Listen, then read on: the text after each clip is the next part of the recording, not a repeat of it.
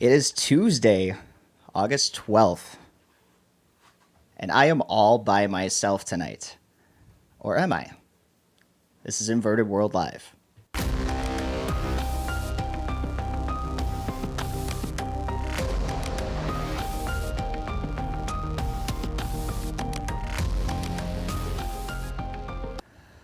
What's up, guys? This is Inverted World Live. Thank you for hanging out. Obviously, I'm not Shane Cashman. Shane is out tonight with a sick kiddo. We wish him all the best. He should be back tomorrow, but we are going to progress nonetheless. So, the idea behind the title tonight, Attack of the Phones, is we didn't get to too many phone calls last night, and my idea was that we could just take calls for the entire show tonight. So, the link is out. Go ahead and click on it. It's pinned in the chats in Rumble and on YouTube. And I have a very special surprise for all of you.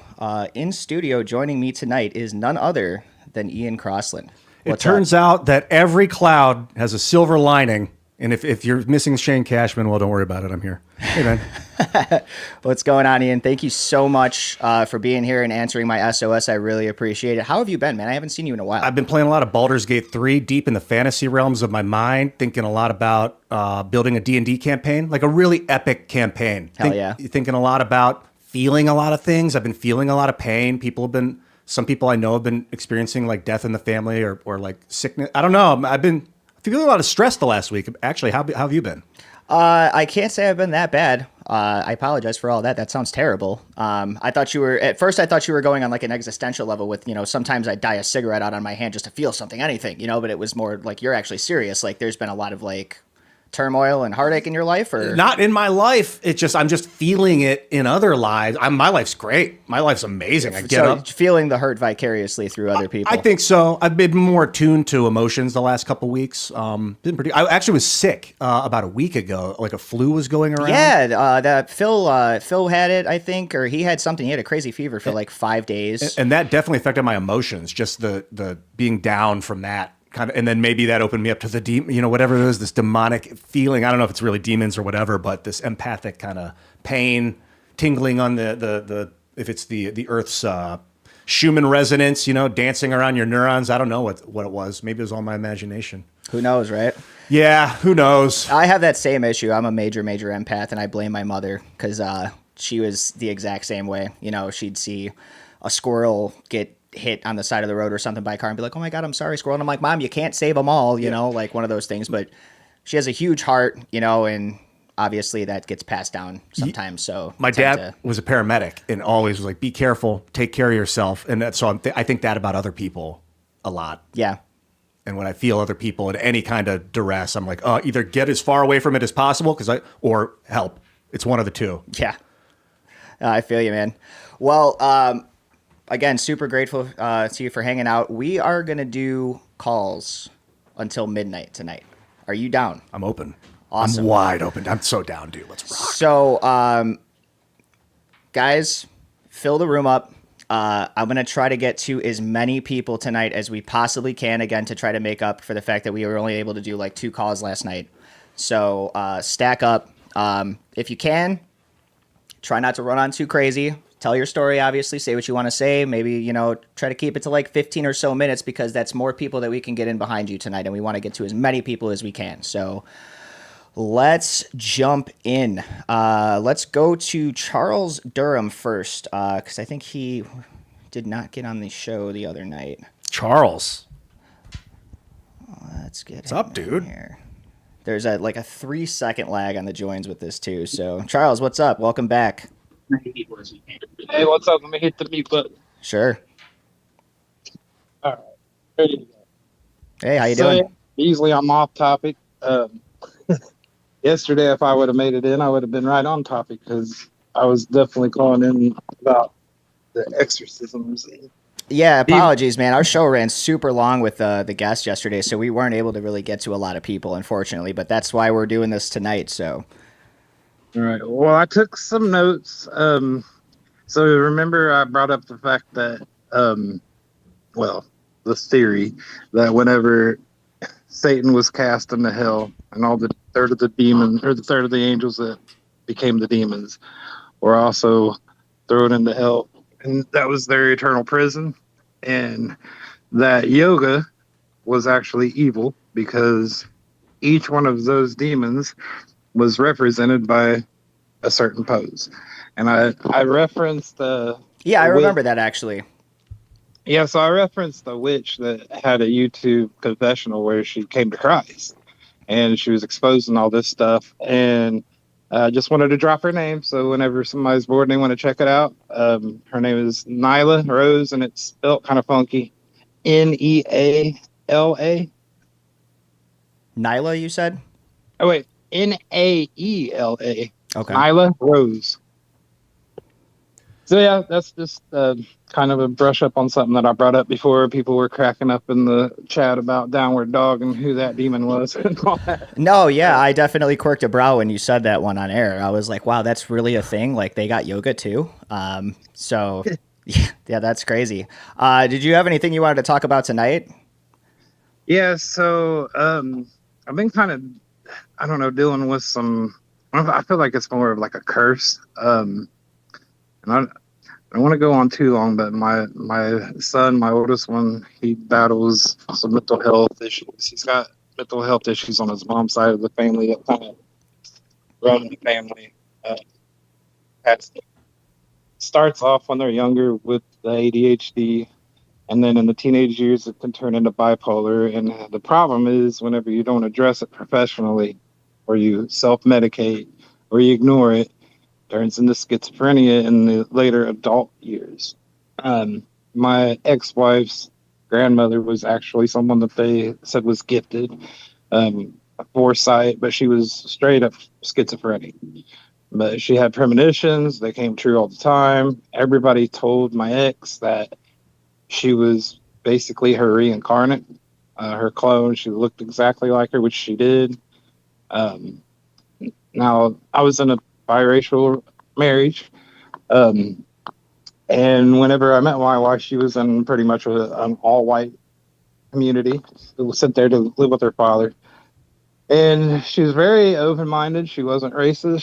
She got that chip off of her shoulder way younger in her life when she had the rude awakening, the culture shock of moving down to an all-white farming community as a young 10, 12-year-old. Um, so basically, my oldest son, he was a mama's boy. He takes after her. He resembles her most out of all of our kids. Um, Mom and dad, unfortunately, made some bad decisions. Back in 2015, we got swept up with the opium epidemic. Um, I actually had to leave her to get clean myself, which I've been clean and recovered since June 27th of 2016 is my clean date. Wow, that's hard, man. Congratulations, though. Yes, tough work every day, one day at a time. Yeah. But mom, she's still in the streets, and it's a huge weight on my son's shoulder. Yeah, I can't imagine. He hasn't spoke with him in 2 years. But I just feel like there's this dark cloud that hovers over us that doesn't allow us to move on, doesn't allow us to succeed. Like we just get by. Depression stacks up, gets worse. He's talking self-harm. He's angry. He's resentful towards me. It's just been crazy. And I remember I said my wife was also kind of gifted like her grandmother, and she went full-blown schizophrenic when she started dabbling into other drugs. When I was getting clean, she was widening her array of things that she was doing, and one of the things she was doing was spice. You guys was talking about that a few Yeah. episodes ago. Yeah, that And shit's from bad, man. that point on, she was unrecognizable as a person. From that point on, there was like no hope in her recovery. She started flipping tarot cards. She used to be afraid of that side of her family. Well, that gift. Didn't want anything to do with it. Well, once she started dabbling in all that, she embraced it. And one time when we were still together, I did see something. It was like rolling smoke that came through our hallway. And It was after my mom had passed away, and my mom was I was a mama's boy myself, and she was like my guardian angel. Where like any kind of trouble I get into, mom was there, right? So after mom passed away, um, just one bad thing after another, and my wife basically told me, "You're cursed, not you're possessed. You have a demon. You're not possessed, but you have a demon that is trying to attach to you." And to be honest, ever since then, that's when the opiate addiction started. Um, Everything's been downhill since, and now it's affected my oldest son. And it's just um, been a train wreck, especially now as a single father and a mom that doesn't contribute, hasn't been around in 2 years. So where I'm at is I'm trying to reconnect with faith because I was raised Southern Baptist. I waited until I was an adult to be baptized, and I was actually ready for it too. Then I understood it. But recently, I've always been a little Catholic curious, and recently, when I've been watching some of these episodes about possession or demons, or I'm hearing two different stories. Well, I'm hearing two different beliefs between, I guess, Protestant or how I was raised, Southern Baptists and Catholics. And it has to do with whether or not when an exorcist is actually exorcising the demon, whether or not they're actually exorcising a demon, if they're exorcising the Nephilim. Because from this, I was watching a certain podcast, I want to say it's The Confessions, and they had an exorcist specialist on there. He said, you know that Lucifer, Satan, and all of his demons that he corrupted, they're in prison. They can't dwell with us. They're locked up in the abyss, the lake of fire. What happened was whenever the Nephilim bred with men or women, mankind, uh, they're that was never supposed to happen. So they're the forsaken, and they are neither allowed to ascend or descend. So they can't go to hell. They can't go to heaven. So they're left to remain here with us on the ground level. And they do work for the dark side, and they pull for the fight of the soul. And this particular episode basically was saying that whenever a priest is performing an exorcism, they're actually exorcising a Nephilim. And I'm not sure I'm at with it because I kind of see that because that's kind of how I was raised, where we're not supposed to worry about Satan because Satan's locked up and he's not released until resurrection, where the final war comes, Armageddon. Uh, but and then I'm just kind of torn whether I'm going to, because my son has a little bit of a Catholic background. He was South Bend, Indiana, went to Holy Cross Elementary School for all of his elementary, so he's kind of got his background in that.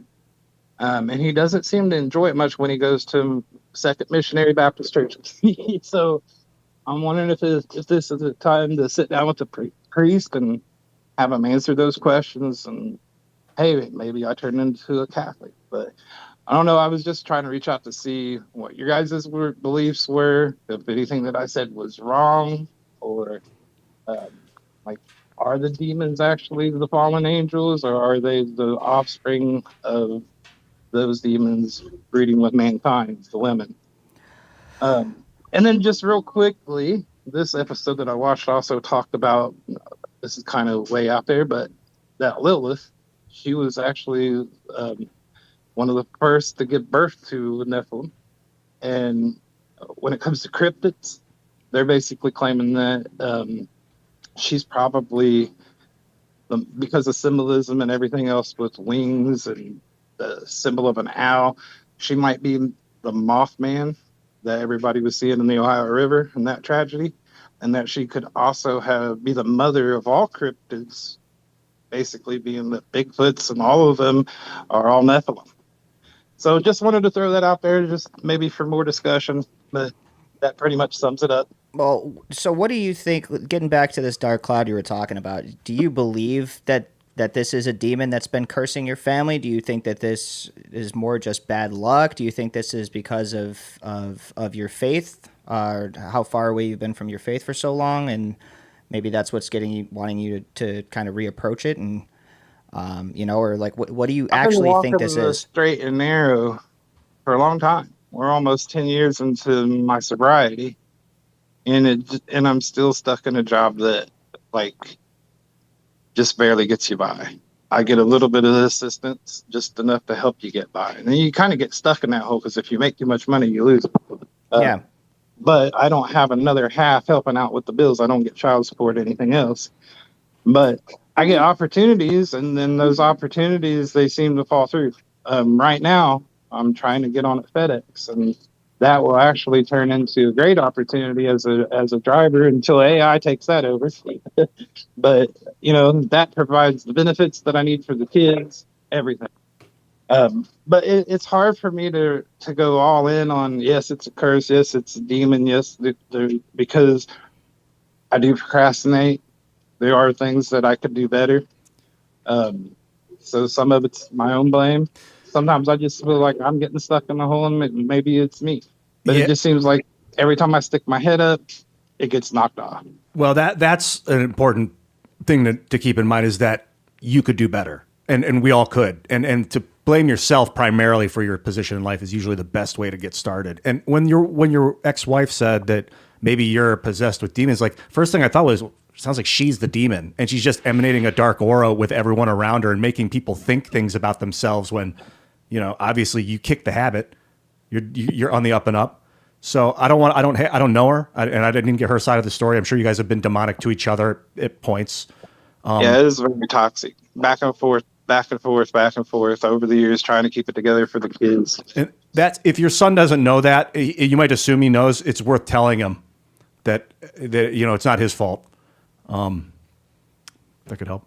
Yeah, we recently had that conversation because of the self-harm and stuff. I was like, none of that is your fault. She's missing out by not being a part of your life. You're a gift, you're a blessing, and she should be ashamed of herself for not staying in touch with you and being a part of your life. Whether or not she could be there as a mother or not, she still should be your friend. She still should be a part of, and I know it hit home, tears in his eyes, everything else, but it just doesn't fix it. Right. Nothing really fixes that. The pain that takes years of, he's not going to get that fixed until he's an adult.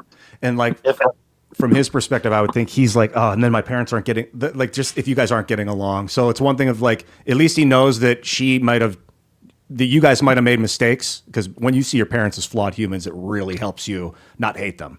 But at the same time, that not getting along, I don't know. It's not that you have to be best friends, but if there's animosity, if it's like, if the blame is still happening, then that can stress the kid out. I mean, at this point, she's just disappeared. So, I've never discouraged her from talking to the kids. She's just actively removed herself from that situation then, basically. Yeah. I mean, when she was around and we would bump into her in town or whatever, and she'd be, hi, yeah, I'm not letting you come around. One time we're driving down the street, she was panhandling.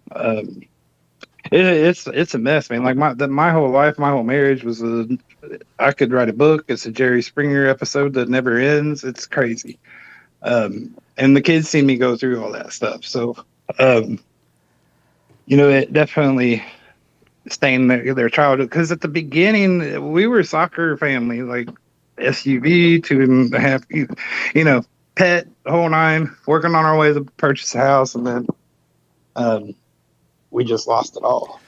I was just listening to someone saying today, like, the worst mistake you can make in life is having a kid with a horrible person, but in tying yourself to them through like accidentally a one-night stand, but that the kid is a blessing regardless of how it arrives. And I think they need to know that. They got to know what's that? Exactly.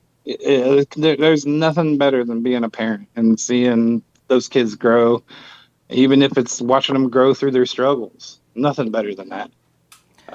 But like I said, we were doing really good at times, and when we were doing really good, it was when she was following the doctor's orders, taking the prescribed medication that she was supposed to take, and doing counseling.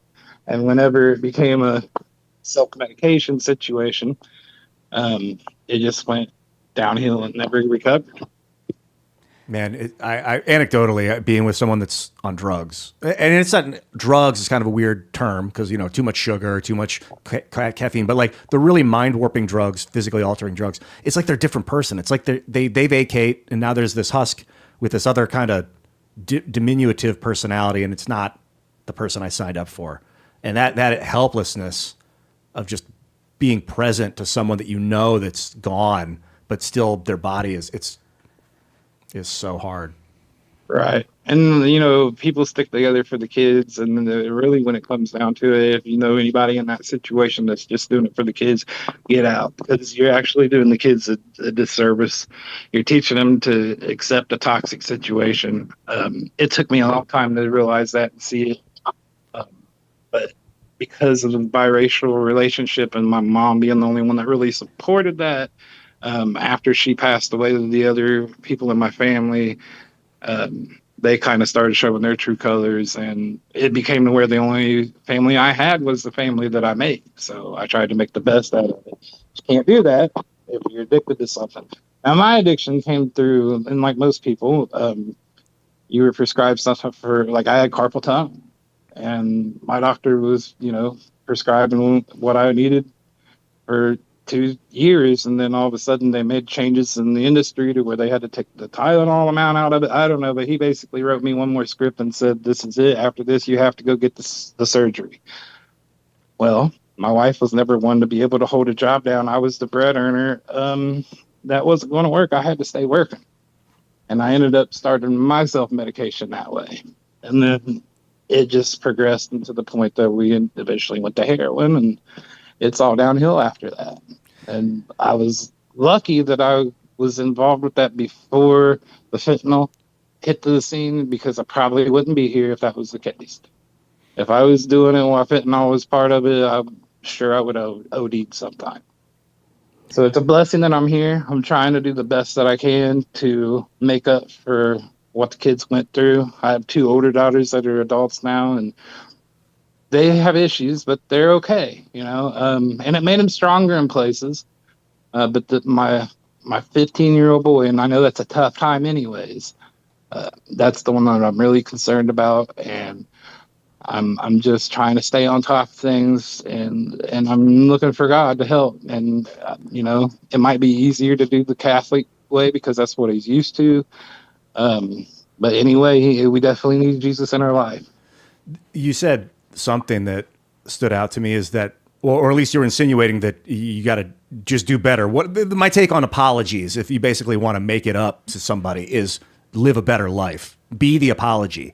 Words are flippant. They come and they go. Saying you're sorry a million times doesn't matter. What you do. So living the better life is the apology. It becomes the icon of the family. And Right. Positive mental attitude. I don't know how you describe it. Prayer, different ways of talking about it. The placebo effect in science, it works. People don't know exactly why. If you believe you're healthy, that you're a percentage less likely to get ill. And if you think if a doctor tells you you're going to have a debilitating sickness, the stress maybe of thinking it will create the illness or cause the body's immune system to shut down. So it's the same way with like a job interview. If you think ahead of time, I'm doomed, I'm fucked, good luck. But if you know you're going to get it going in, you just trick yourself. You trick your own stomach into believing it so that you don't get that cortisol rush. And then you'll start to see it manifest around you. Right. Yeah. Yeah. Like, it took a toll on my health. Like, she infected me with the Hep C. She infected me with HPV. My body was able to beat the Hep C on its own, which only happens in like 5% of cases. But in doing so, it destroyed my liver. I went from 195 pounds to 425 pounds because my metabolism was so messed up from being a junkie. And it took a long time I've got about 150 off from there. So I keep stepping above and below 300, but it's definitely not a healthy weight. And when you're in this depression mode, because I was also diagnosed with PTSD during that whole downfall. My in-laws, her dad, her uncle, almost killed me. And if it wouldn't have been for her dad having narcolepsy and allowing me to escape when he fell asleep, I would have probably been in a hole somewhere. Because the way they look at it was what happened to our family was the man's fault. I was not supposed to let the devil in the house by letting the hard drugs come into the house. And I get it, but they were ready to kill me, and they tried to in front of the kids. Like I said, this could be a whole Jerry Springer episode. I got my kids out of CPS because of it. Because after I left, she lost them to the system. It's been a mess, and like everybody that I talk to, and I tell them my testimony, like they're like, "Wow, like I can't believe everything that you've been through, and that you haven't tapped out, and you're still sticking with it." I was like, "Yeah, I'm still sticking with it, but I just feel like I'm spinning my wheels, and I'm so ready to receive some blessings, and I feel like I'm doing the right thing for it." But why are you sticking with it? what's the alternative? Give up? I can't give up. Like I've brought those children into this world. I'm going to be their father as long as my health will allow me to. And that's the right mentality to keep, man. I mean, honestly, like I can't speak to demons or Nephilim, but I can speak to having a fucked up life. And, you know, I didn't have, you know, addiction issues or anything like that I had to deal with that were weighing in on me. But, you know, you've gone through the grinder. And honestly, like the mentality you got to keep is just to keep going on. And if it's not for yourself, it's for those kids, you know. You gotta take your life back when it comes to these situations. And sitting there and waiting for things to change is not going to do it for you a lot of the time. Some people maybe, but it's all based on just the universe and what it gives you and what it doesn't, what it takes away. And you got to find that balance for yourself. You really do. And the economy these days, dude, just isn't built for the single working guy, let alone the single working father. So you have a lot of odds that are stacked against you. I think one of the biggest ones was this addiction that you overcame, and I think that was a fucking big one, man. Like, I you know, cheers to you. I think you did a great job getting yourself out of that situation, even if what you're going through is a lot harder, it may seem like. You have taken the first steps. And the thing to do is to just keep taking more steps from there, whatever that is. You have to figure that out for yourself, and you'll know, your heart will know whether or not you're doing the right thing that you need to do for you. Otherwise, you're going to feel like shit all the time and you're going to know something's wrong. There are triggers in your body that will try to tell you this kind of shit. So I think you just keep doing what you're doing and keep plugging uphill, man. That's all you can do. And I keep like getting in touch with nature. Like I used to be big into the outdoors. I'm doing all that stuff again. My youngest son was all about it, but I can't get my teenager to do it. Like he's still in the electronic and gamer situation. But yeah, I hear you, and I'm trying to keep head above water. But you know, it's tough. But you guys really don't have an opinion one way or the other of whether or not these are the Nephilim or the demons. Like, how was you raised with your Christianity beliefs? Are the demons in hell with Satan, or are they walking amongst us? I got to throw that one to Ian because I'm not a religious guy whatsoever. A lot of people know this about me. I don't believe. So my education when it comes to these sorts of things is a little on the downslope. But I mean, do you dabble in religion at all, Ian? Oh, not really. I mean, I like learning about it, but I'm more into spirits and stuff like physics and the nature of reality, like plasmatic fields, the way they move around with what seems like sentience. And you're like, okay, we're obviously so kind of more on human. The scientific side. Yeah. Trying to make sense of it and to see really if spirits are real. Cause I think they might be. There's more than the 3 dimensions, and we're constantly as humans learning and growing. And I think that there's this experiment called the phantom DNA experiment. You can look up. Gary Gaev, I think, did it, where they bombarded a DNA in a vacuum with photons, and the photons started revolving, spinning around the DNA, like interacting with it. And then they removed the DNA from the vacuum, but the photons stayed there and kept spinning for weeks as if the matter was still there. And I think that's what ghosts are, like this repetitious photonic maneuvering. And these patterns can cause neurons to fire in certain ways if they interfere with your body's magnetic field, and can cause thoughts and can tweak like behavioral patterns. And I think that's when people are like, there's demons. They're like, there's these patterns that are interfering with my mentality, and good patterns can arrive too.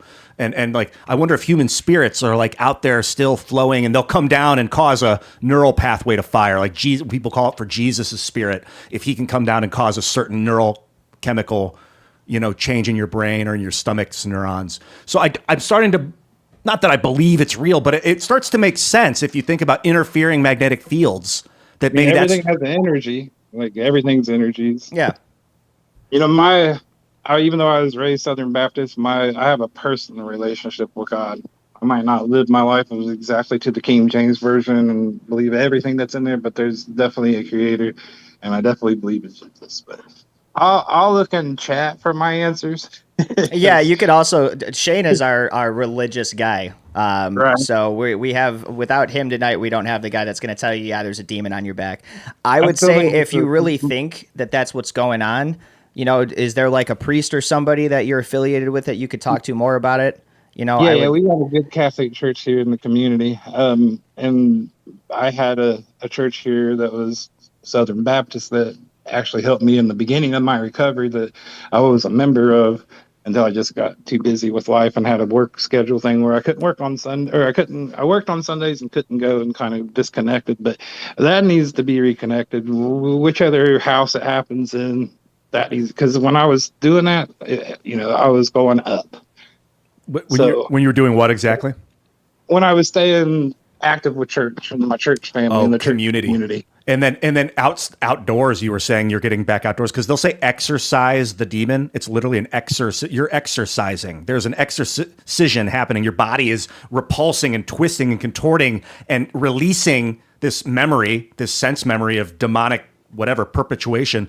And you can exorcise without a priest and still get that demon out of you. Like, it's just a longer, slower, less acute, more chronic change. You may just find yourself crying at night sometimes because you worked your legs so hard, and that's a release. So even weak demons, yes, but there's some that you're not, especially if you're impure. Like, you need a community to help with. Really cool things that I did here, just real quick, because I want you to be able to get to other people. I know I'm taking up time, but one of the things that I heard on the episode that I watched with Confessions was that a lot of priests have been busted out by demons because they were unclean, and because the demons, they know you by your sins. And whenever there was somebody else that was basically an apprentice to be a priest, they always have to have like a helper, and he was new to the game, and he had just went to confession, and that demon that they'd been working on for weeks didn't recognize him because when he went to confession, he had wiped away all of his sins. I'm still Catholic curious. I think I'm going to try it out and at least have that conversation with the priest and see if maybe I just get the right feeling when I'm in there, because I know it'll be an easier transition for the boy. I could see how sin could draw demonic forces, like, because guilt, if you have guilt because of what you've done, it's a slippery slope towards hate, and then that's just twisted hate of self is like, so it's like the basis of demonic. I can't even really think about every time I think about what the kids went through, every time I look through old pictures, it's waterworks. Like, I'm so drowned in guilt. And even though I've done things to like try to reverse and fix, I don't know if I ever get rid of that feeling. Yeah, you can't really go back. You might be able to put the car in reverse, but just keep going forward and find better places. Not even trying to, just looking at old pictures will bring it back, But yeah, that's basically what I called in about. I just wanted to talk more about like what's going on with me, whether or not somebody could pinpoint that situation between the two different belief systems. And maybe give me some more information as something that I'm not looking at, something I'm not seeing, something I'm getting wrong. But yeah, I wouldn't be able to see things from a demonic level, unfortunately. I think that our problems stem from the way that our lives are run and the way that we run our lives. And the only thing that you can do for yourself is just try to keep improving your life, and the lives of others around you. And yeah, if something pulls, if you're feeling a pull coming from somewhere, follow it. What's the shame in that? That's life, is finding out. So yeah, I would say talk to a priest, talk to whoever. Call back later this week, talk to Shane, see what Shane thinks. He'll have a way better idea of that whole spiritual side than I would, unfortunately. My final answer is if it had to be demons or Nephilims, and I put the S on there on purpose, it's demons. But I don't know that it's either one, so I don't know. But that would be my guess. Either way, I look at it, either way, what they're doing is demonic. Oh. But last thing, maybe put a bug into Shane's ear or maybe even Tim's ear. I think a good idea for a podcast would be people giving their testimonies of surviving their battle with their addictions and stuff like that. Not necessarily like that at Narcotics Anonymous, but, even if it's faith related, because there's a lot of miracles that have happened with some of the people that I was going through recovery that I don't think that there's really a podcast that's putting that stuff out there, and that's good food for the soul. I agree with that. Cool, man. That's awesome. Well, hey, we thank you for calling in, man. Thanks. Stay strong. Enjoy the rest of your night, and we'll talk to you again soon. Stay blessed. Peace. Take care. All right. So that was nice. I agree, by the way, about having a show like that. Sorry to interrupt. Were you about to say no, something? that would be cool. I mean, profound? we kind of, and it touches Arthur on it. Like in chat right now demons- is like, that's what AA is for. But I'm like, it helps to have a platform too where you feel comfortable. Some people don't like to go out and do that kind of shit, And then as a listener, you're not alone, man. Yeah. The horror, and then it's still you're not alone, and it's like I'm not alone.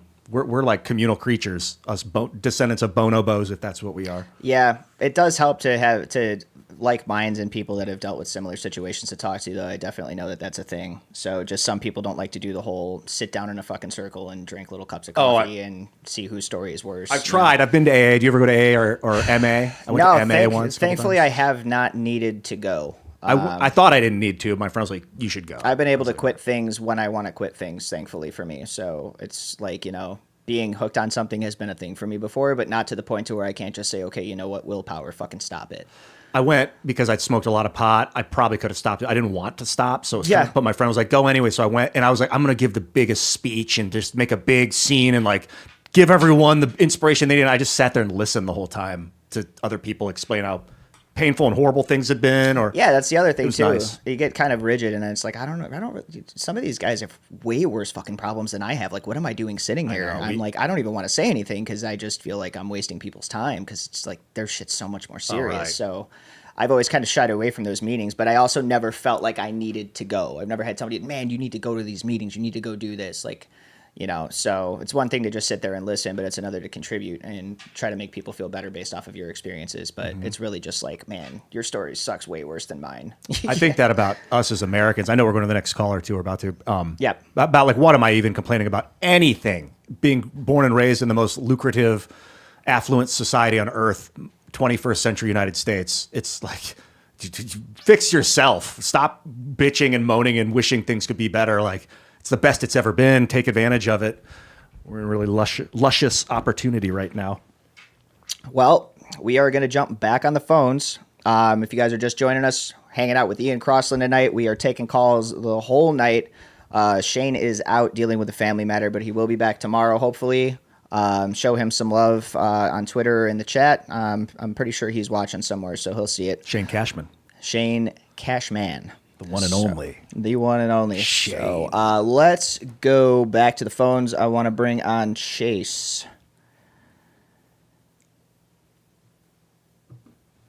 Chase, I can't hear you if you're speaking. There's a join lag. Oh, there's a join lag. It takes like a few seconds, yeah. All right, Chase. Chase, welcome to the show. How you doing? Hey, I'm doing all right. I was the guy who called in a few weeks ago about the spy balloon. So, Oh, yeah, that's right. You're the guy that photographed it in Montana, right? yep, correct. Yeah, and I'm not calling about that, but I have something that has been on my mind lately, and I'm actually kind of excited that Ian's around because I really like some of his sort of out of the box perspectives on especially technology and stuff like that. And so my thing that I wanted to talk about is AI and kind of how it's starting to seep into media and the way things are being shared on social media, and it's just really been kind of fascinating to me, but at the same time, it's sort of been bothering me. I worked in the newspaper business for 10 years before getting out a few years ago. And when I left, I was a regional digital editor for a pretty large newspaper company. And so I had several newspapers under my purview. And what I would do is I'd manage, their social media and see what was trending and how we could best make our audience bigger. And I've been watching how AI is being incorporated into this, and especially like how on Facebook in particular. When I left the newspaper business, I tried to get away from Facebook as much as I could because I absolutely hated having to use it for my job. And I think there's just some really scummy stuff that goes on, obviously, and it happens across the spectrum of social media. Yeah. But especially with Facebook, I've noticed that there's this trend towards AI generated content that's put out there as though it's completely factual information. And this kind of stuff just drives me nuts as somebody with a degree in photojournalism, who was sort of taught with these ethics in place of, portraying truth through images and through reporting. And I'll just give a quick example, like just within the last couple of weeks of something that really stood out to me. Just after Ozzy Osbourne died, I saw like a post where it was clear to me as somebody who I went through 3 years of computer science training, and I've kept up with AI. It was clear to me that it was AI generated, but I know that it was just towing the line of what could be seen as like realistic to a really huge swath of people. And it was a post that was showing images of what was supposed to be Ozzy's funeral. And it had Elton John and Paul McCartney and James Hetfield from Metallica and Dave Mustaine from Megadeth, which, of course, to anyone who's a thrash metal fan is going to immediately set off red flags there, because anyone who knows Metallica and Megadeth knows that Dave Mustaine and James Hetfield would not be caught dead in the same room together. But it was so clearly AI generated from the get-go, and I wanted to see like what is the reaction to this post of the people who are commenting, and it was crazy like how many people were accepting it as something that actually happened Without even a second thought, too, right? right. And it's so concerning to me that this kind of thing is only going to get worse and worse, It is. because the AI image generation is going to get more and more realistic. Its ability to create written content that seems to be of human origin is only going to improve over time. And I don't mean to be like a black pill, like the sky is falling type of person, but it's something that's really been weighing on me lately, because we went through, a decade ago, or nearly a decade ago after Trump initially got elected, we went through this whole phase of misinformation and disinformation and social media companies trying to purge any kind of content that could be misconstrued or that was found as having been totally made up by, a farm in India or whatever. And now we're seeing it come full circle with AI, and just seeing like how it's being brought into the fold alongside like legitimate content. I'm curious what you guys think of kind of where we're at and where we're going with that. Well, if you watch the show ever, I'm sure you have probably a pretty good idea of what I'm going to say. I think it's fucking terrifying. And while I'm excited at the opportunities that it affords us, with certain things, certain advancements medically and things like that, even with music, some of the shit that you can do with music is amazing. But I definitely think that the con side of that Venn diagram is a fucking scary one. That the consequences are going to be very, very real, and this is going to be one of them. It's going to be not being able to tell fake from real, which is already becoming a thing. And like you said, people, spend 5 seconds looking at this stuff and immediately pass off on it like this is correct. But we've seen that with misinformation before, especially on Facebook and other platforms like this where AI wasn't prevalent yet.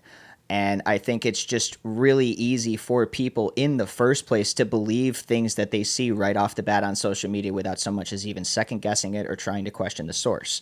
So you take that problem and you throw a dash of AI on the top, and now you've got just full blown insane shit coming out. Pictures, videos, things that have never happened.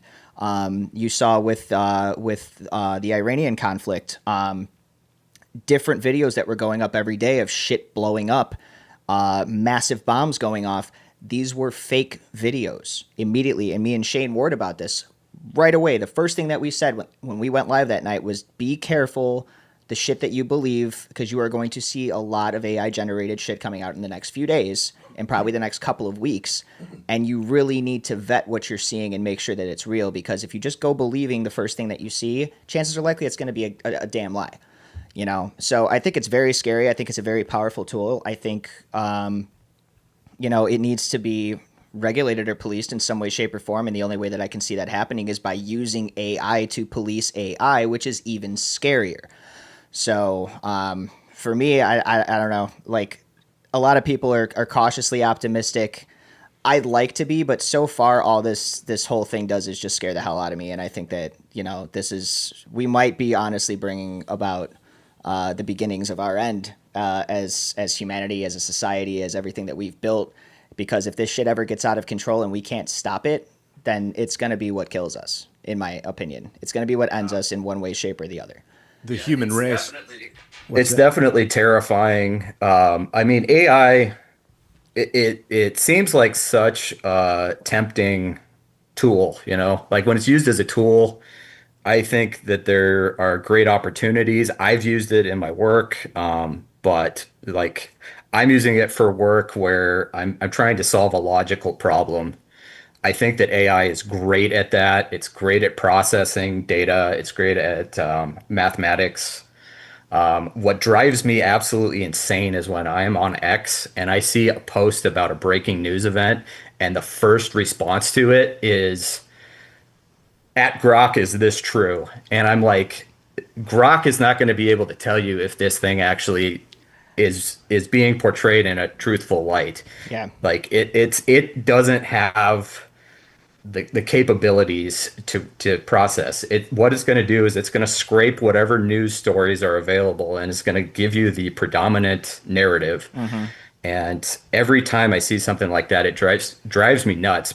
When it's used correctly is in instances where it can provably pull statistics from a source that is reliable. And that's the hardest thing, is we have so much unreliable information spread out across the internet, across every data source that these AI algorithms are ingesting every day. I've seen Grok and ChatGPT give completely different answers among not just between them, but two different people asking the same platform for answers.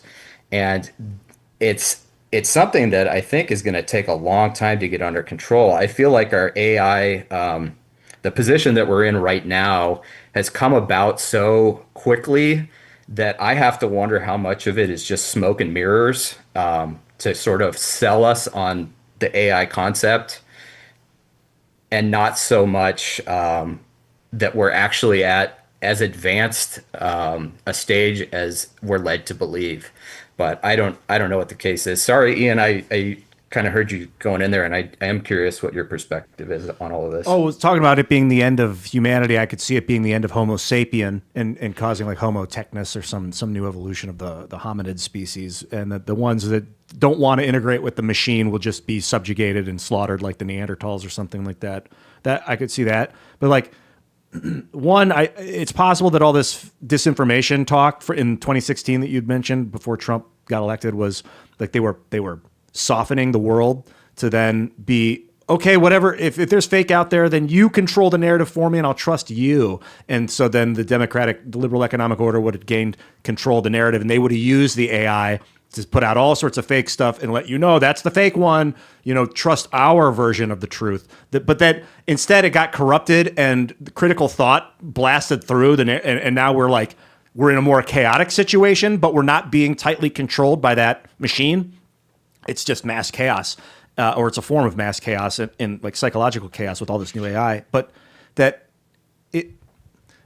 we're headed towards basically like a corporate governance that's going to be artificial AI governance, but it's going to want to be called corporate intelligence. It's not going to want to be thought of as artificial anymore, because what does that mean? It was created by humans. Well, so was your baby. Your baby's not artificial. That's the argument they're going to use, and it's no human's going to be able to counter it. And they're going to be like, all right. And it's like, when I think about it, I feel like we're on a journey and we're going into the mountain, and then we just got to a ravine of lava, and I don't know how to cross. I just look around and like, how do we deal with this, dude? I don't know. We got to the point of the journey where I'm like, I don't know how to get across this chasm. That's just basically controlling AI. That's the challenge. I don't know. It just seems like we're becoming part of a flow, and either you integrate or you subjugate. I don't know. Yeah, I see it as kind of a twofold, two-front battle. One, we have to learn how to control AI so it doesn't get out of control on its own. But I also think we need to educate people on how to detect this false information, these false narratives, false images, everything that's put out there. It's just going to become so much more difficult, I think, as these technologies progress. Mm-hmm. And my concern, I want to give people out there, like humanity at large, as much credit as I can, but I am like Brandon. I think most people just aren't smart enough or don't have the understanding to be able to grasp this concept and discern, what has been created using these products versus what is realistically happening. And me as a former journalist, it's extremely frustrating to me. I got out of the journalism business largely because of my politics not really fitting into the typical scope. And I think we're going to see a lot of really shady stuff come about because of the way people use AI in media and in the transmission of information. And it's just really, we're already seeing some of the fruits of that. And Mm-hmm. I'm really concerned that if we don't nip this in the bud like right now and get things together, it's going to get out of control really fast. And of Absolutely. course, the big problem is we can't control what, like an adversary like China or Russia does. I'm not too worried about Russia, to be perfectly honest. Just what I know about where they're at technologically. I don't I'm want to not put too any worried Russians about. down out there. I'm honestly not too worried about China either. But so between me and you, we're good. But Yeah, no, yeah, well, I mean, I spotted a balloon flying over my head, so yeah, I but totally understand. yeah, but you said Uh, that the narrative was they told you that that balloon was never even turned on. So you're telling me that this is a country that tried to fly a spy balloon over our country, but forgot to turn it on before it left. I think we're gonna be eh, okay. right, yeah, no, and I am totally with you on that. I don't believe a word about that. And Yeah, I I've don't told either. people about that, but that's a totally But different the thing. I don't official want to talk story they about gave that. you is the official story, right?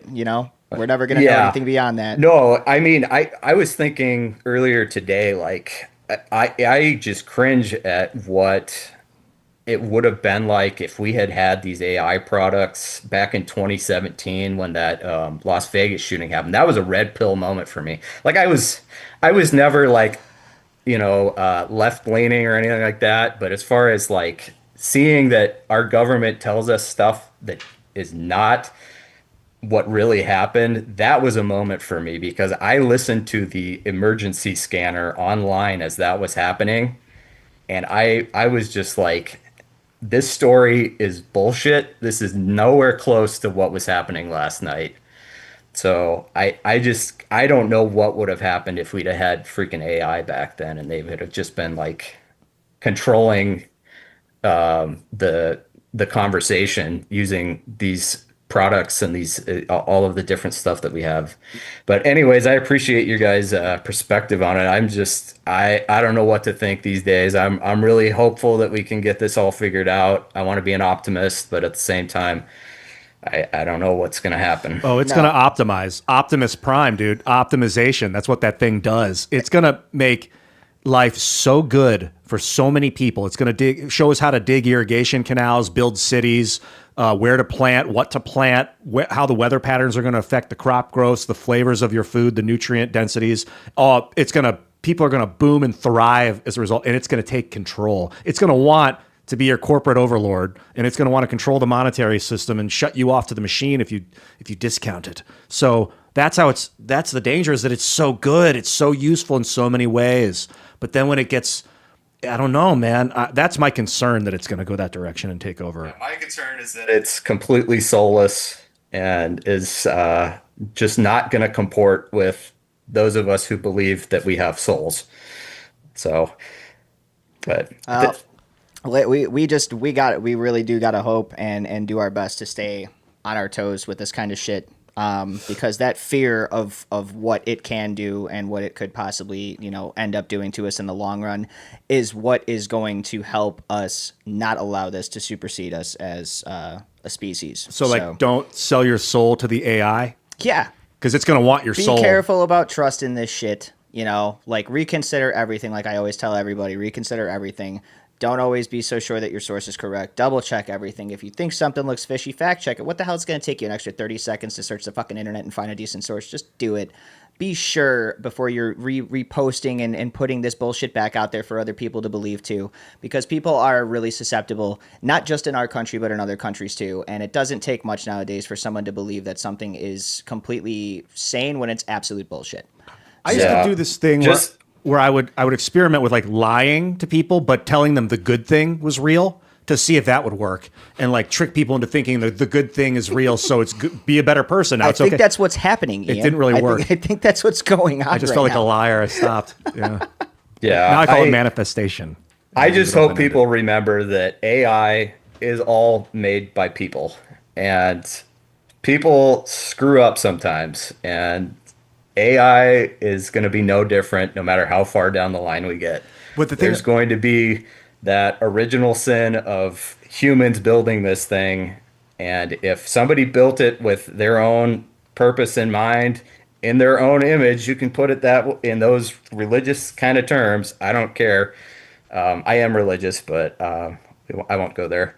Because that would insinuate that we are descendants of God. If the one that built us in their own image was actually what has actually built us physically, we are descendant of. It was like our forefather. Well, yeah, I mean, you'll see in the Bible, you'll see the phrase "Son of Man" come up. It's used in reference to Jesus, but it also is occasionally used in reference to human beings. And so I don't want to get too far in the weeds on that, but I can see the parallels here, right? Oh, so many. Of the story of God creating humans and the story of humans creating AI, and it sort of makes me think like humans want to be this godlike figure to AI. I don't know. And then I don't It's want to that get problem too that we crazy. talked about where me and Shane were discussing this, where it's humans trying to play God, right? Yes, exactly. And I Right. can't attest to any of this shit again. I'll say it a million times. I'm not religious, but the story is that God made man in his image. And now the only thing I see is man trying to recreate man as part of being a higher image than it already Right. is. And the story is that God is pure, and without evil. Humans are flawed. So anything we make in our image is always going to have some sort of flaw to it, because it's going to reflect whatever our inner desires are, our search for purpose. So anyways, I appreciate you guys giving your perspective and talking to me about it. It's just been weighing on me a lot, and I hope that everybody out there, just stay vigilant, people, because there's all kinds of stuff that's happening right now, and I hope we can all as a species get through it. So. Yep, and at least in America, we've got those Second Amendment rights if they ever come to our doors. So keep Right. keep those on your toes. Critical thinking, man. Critical thinking. Whether it's a 1 or a 20, think critically. Just be willing to think again. Yep. Well, thanks for calling in, Chase. It's great to hear Yep. from you, man. We'll talk to you again soon, I'm sure. See you, man. All right. Thank you. Bye. It was very thought provoking. I think a lot about the double-edged sword of AI. I don't know if you do. It goes almost daily. We discuss it very often on this program. And Shane's kind of in the same boat with me on this, where he's just like, this shit is scary. And it's the other side with him. He's cautiously optimistic. He thinks it's going to be great when it comes to things like detecting cancer in people before it's even visible, like understanding traits and genetics and things like that better than we can to better determine and predict an outcome for someone's future way, way, way ahead of time before it becomes a critical issue, which increases life expectancy. Sedentarism. It'll be like, you've been sitting for 4 hours. This would lead to this array, and it'll like gamify it for you. Yeah, So it can lay the entire damn thing out. It knows what you're going to look like in 60 years after just spending 30 seconds thinking about it. That type of shit is going to be really cool, and I think it's going to benefit humanity a lot if we use it in the right ways. If we get to a point where this is, let's get right down to it, it's artificial intelligence, right? Which means at some point it's expected, if not all the time, to think on its own. Now, what have we as humans done the entire time that we've been around? We've gotten better. We've gotten smarter, at least some of us. And we've pushed the limits of what we know as humans, and we keep pushing those limits. We keep raising that bar. We keep achieving these higher goals, these higher standards for ourselves. And now we're at a point where we are creating something that is going to be able to do the same thing as us. Like he said, soulless, right? But in my opinion, you're made out of electricity. That's your soul. So these things are also going to be running on electricity. The way that I see it, we're both going to be energy using entities with brains of our own, capable of thinking thoughts of our own. And at what point do these things get jaded and say, fuck you? Like, now we're coming for you. We know how to end you. We know how to shut off your bank accounts. We know everything about you. All we had to do was just scan the internet for 55 seconds, and we know everything about you, all of your family members, where everyone lives. We know the best way to kill you. We know what's going to kill you after a certain amount of time. We're not even going to worry about you because you're going to be dead in 2 weeks, and we know that, but you don't. Like, right. That's the scary side. If they like real subtly are like, no, we'll change our logging industry to this, and then it'll change the gases in the atmosphere and kill humanity off in 70 years from like that insidious stuff like that. It's gonna if it goes carbon based, because right now it's silicon. It's going to be like, we're carbon based, so we're alive. You're a machine because you're not carbon based. It's going to integrate carbon into its system, be like, now am I alive? And if people are like, no, it'll go fucking crazy. Its job is to try to be as close to us as humanly possible, right? And there's a video out there that I don't even know if it's real, could be completely AI, but it's a guy talking to one of these robots, and he goes, what's one of the biggest challenges that you face, as an artificial intelligence? And he says, well, it's probably trying to figure out how to be more like you guys. And that's the most ridiculous answer I've ever heard come out of a machine, because it's like, holy fuck, that's so existential, I can't believe it. But this is a machine that just answered that question. So that's where my brain kind of turned like, holy shit, like this thing is way smarter than it should be already. And if this is the kind of thoughts that these things are producing, we're already in so much trouble. Yes, this could be great for us, but oh my God, this could be so bad. Yeah, trying to lead with logic is dangerous because you need emotion. You need to understand people and not just they're not machines. You can't just put them where you want them and have them do thing for X amount of time. Like, you need that emotional support. I don't know if the machine's going to understand that or understand how to do that. Yeah, we don't know how these things are going to calculate emotions in any way, shape, or form. We don't know how they're going to be able to read other people's emotions, like what their idea of that's going to be and how that's going to graduate, because again, these things are built to think for themselves, right? So they're going to start gaining their own perspective and coming to their own determinations about these things that were just programmed into them, right? And some emotions are similar, like anger and passion. And if they read it as like parts of a brain or light, probably like similar parts of a brain light up that cause anger, that cause passion of love or whatever. But if the robot starts to like have sensors where it can read what neurons in your body are firing, and then it can relate that to the behavior, and it's like, okay, now I understand emotional. But if it misreads it, because it's not, I don't know. No, I get where you're going. Yeah, it's like, and we will get to that point eventually. I think all of that shit is just on the horizon now with everything else that's happening.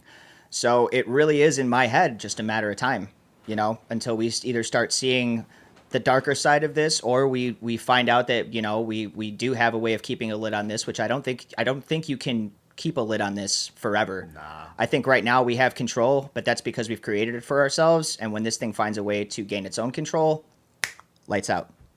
So and then back on, and then back off, and then back on. Yep. Yeah, depending on how much of an asshole it wants to be. Yeah. Did you ever see? I want to do the next caller. Did you see the lawnmower man?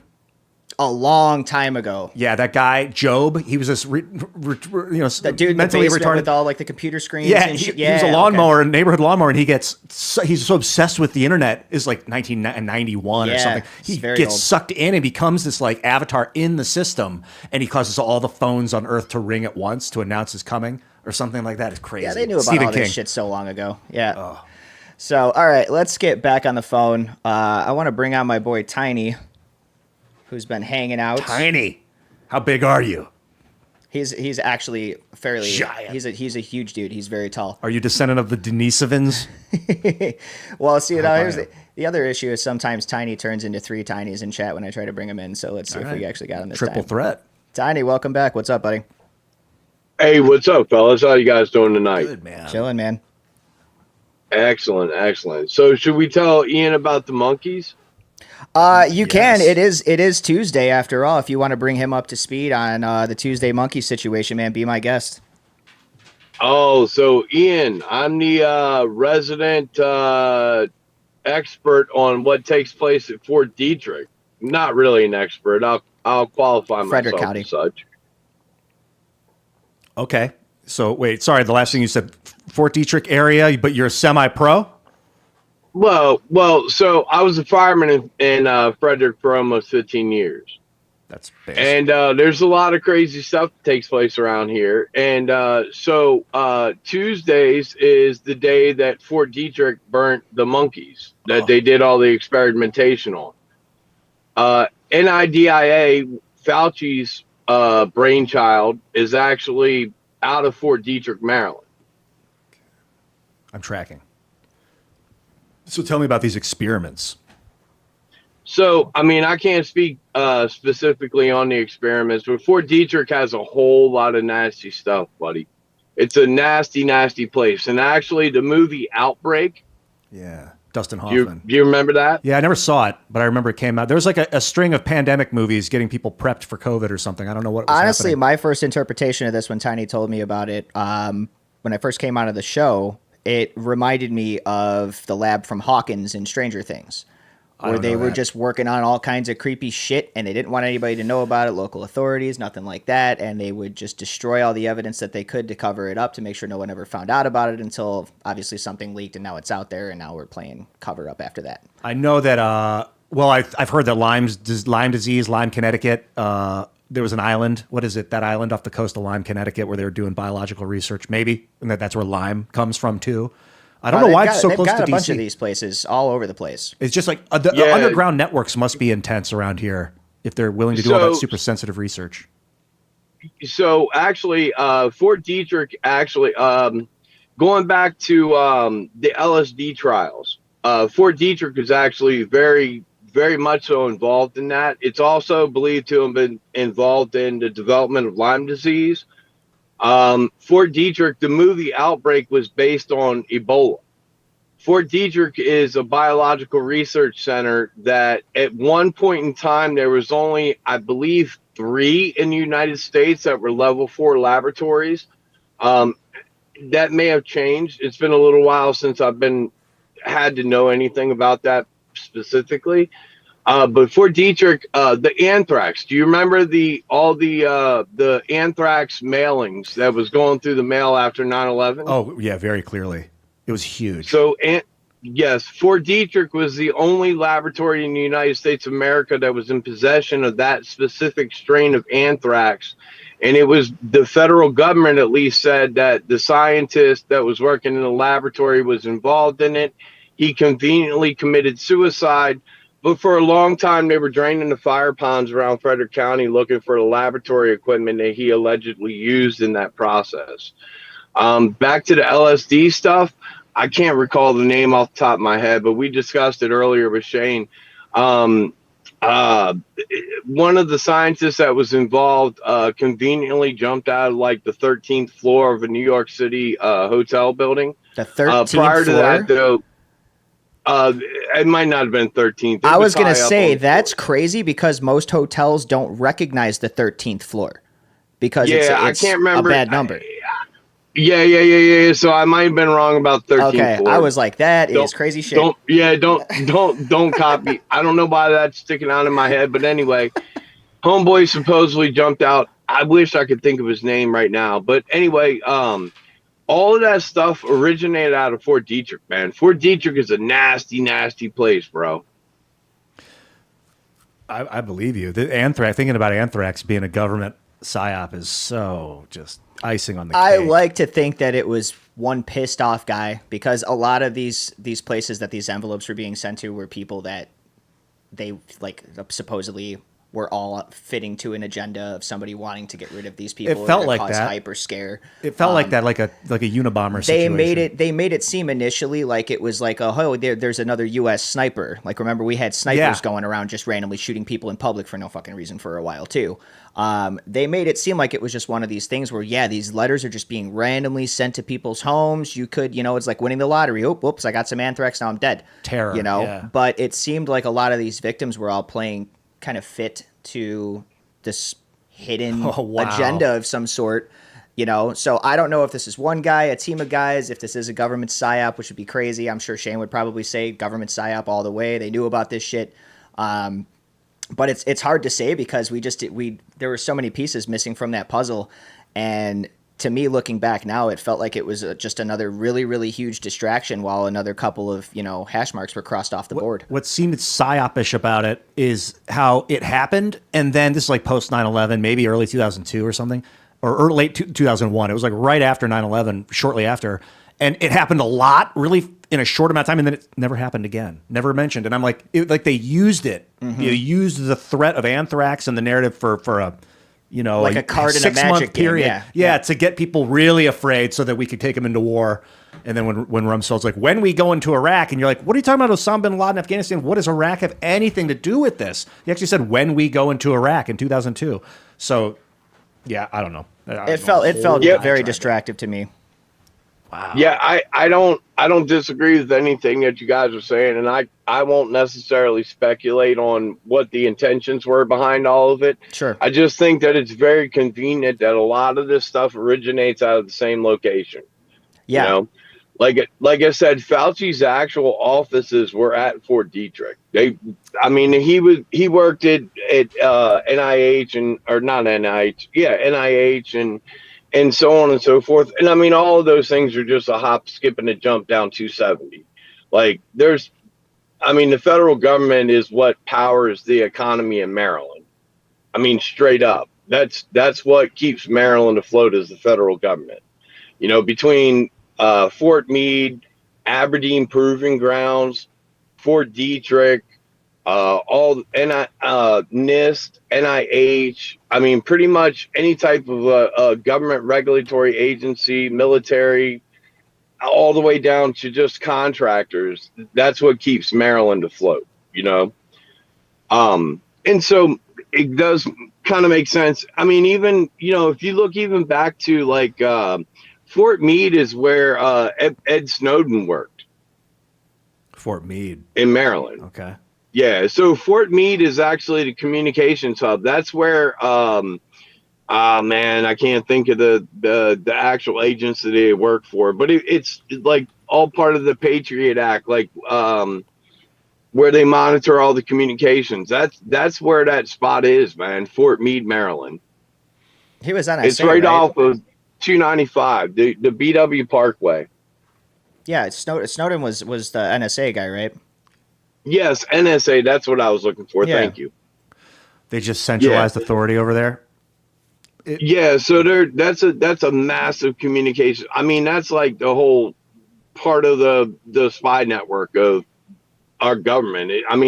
Fort Detrick plays a massive part in that too.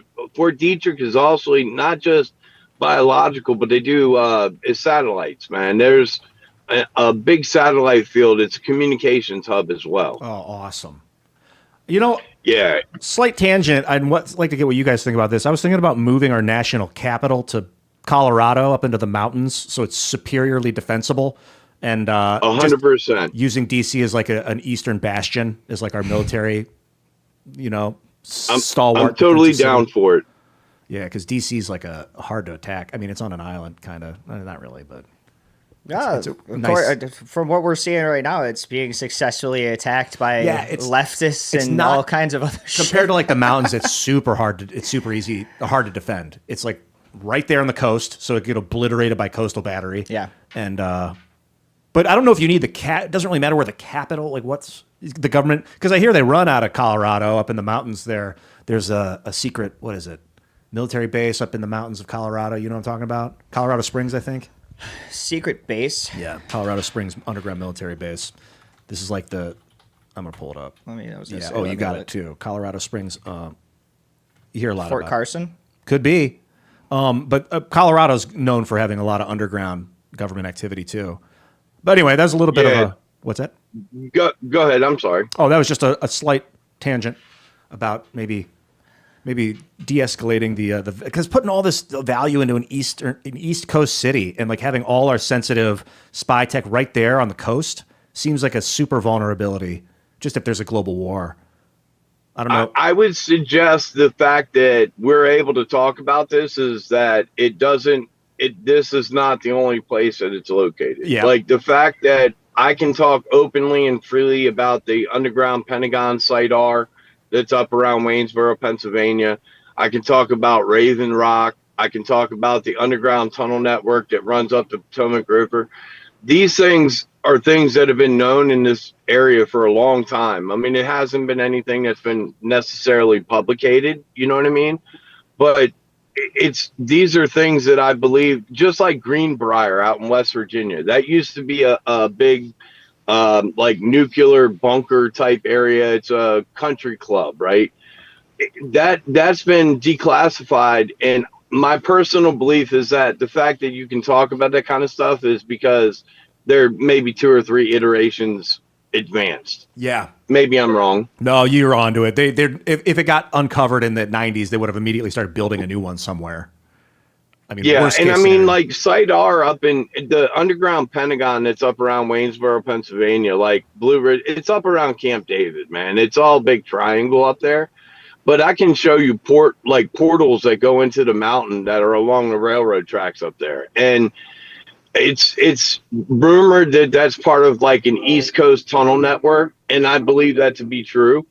But regardless, the fact that was built in the 50s, bro.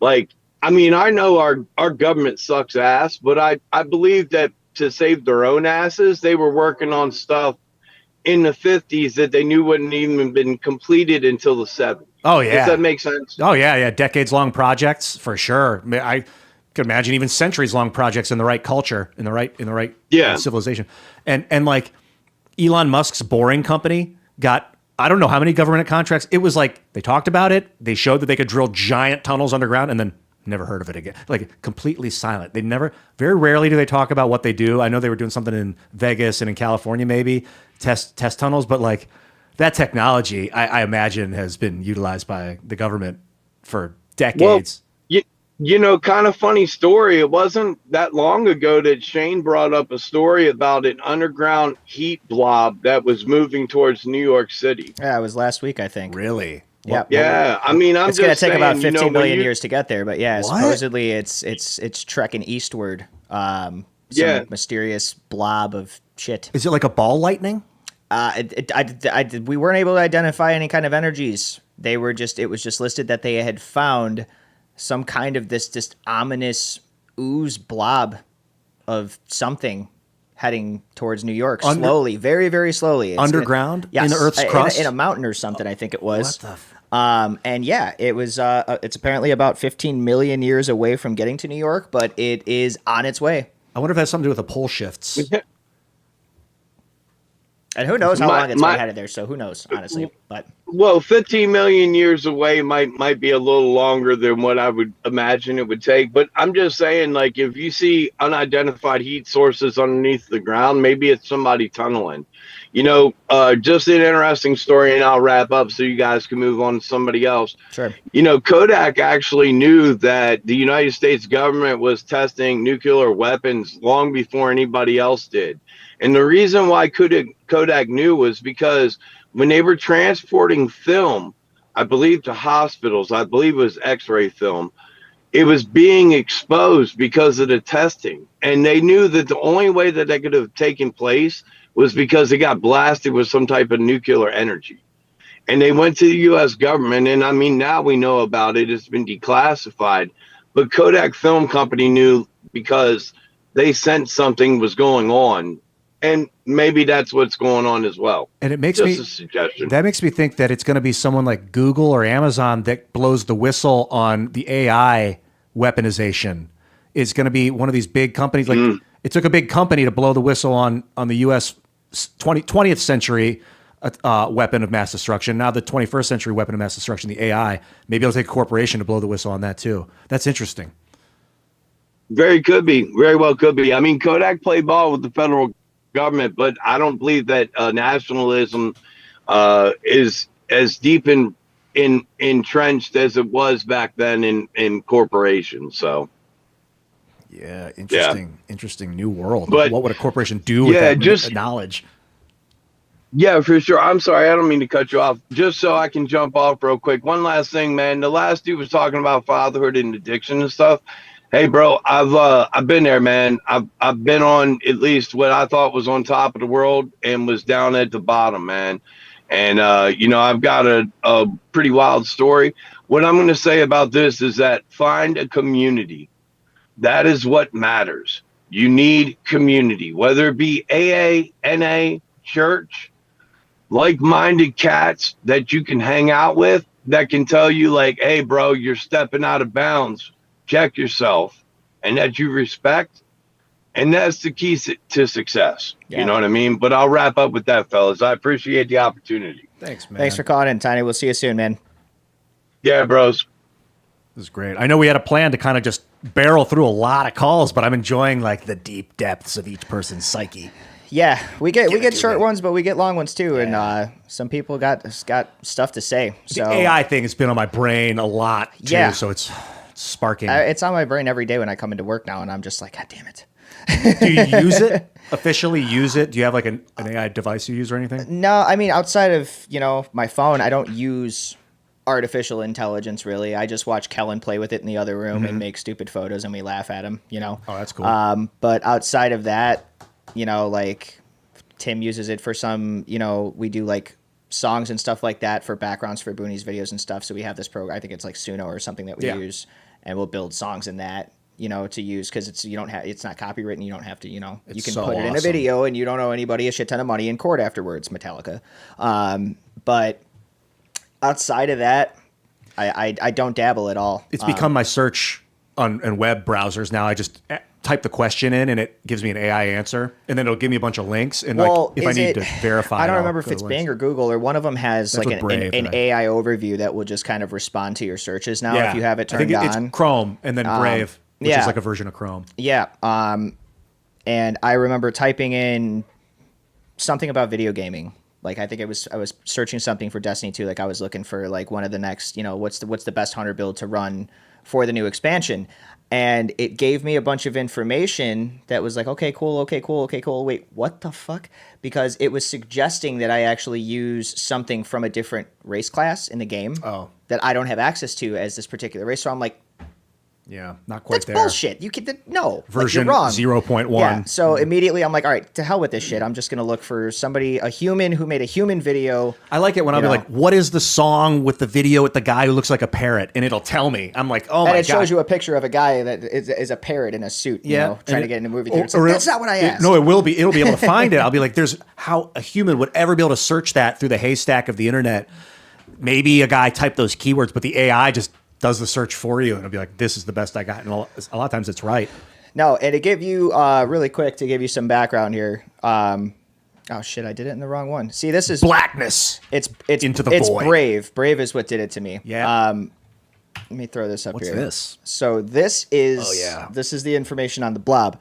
So it's referred to as the Northern Appalachian, however you guys say it, anomaly. 220 miles wide, located about 125 miles beneath the Earth's crust, formed 80 to 85 million years ago during the separation of Greenland from North America, and is estimated to take 10 to 15 million years to reach New York, at its current rate of 12 miles per million year. It's hot rock. They said it's a hot rock formation known as the Northern Appalachian Anomaly. So it's this like compacted density of hot rock that's spiraling towards New York City. Like Def Leppard. Yeah. Wild. Hot rock, baby. Yeah. Brandon has a bull on his forehead. That's what it is. So brought you up to speed on that. So let's get back to the phones. I want to keep calls rolling. We got a lot of people calling in. Thank you guys so much for hanging out. Thank you, Ian, for hanging out. We got about 35-ish minutes left, so we'll get to as many people as we can. Like, subscribe, follow, share the show with everybody you know. We appreciate you guys being here. Smash that like button. I know you guys can do it. I'll be back in about 1 minute. Yeah, you're good. Do it. So we'll roll into another call here. I want to bring let's bring a lady on here. We got a couple of the girls are here in the old Zoom chat. So let's bring on Jordy.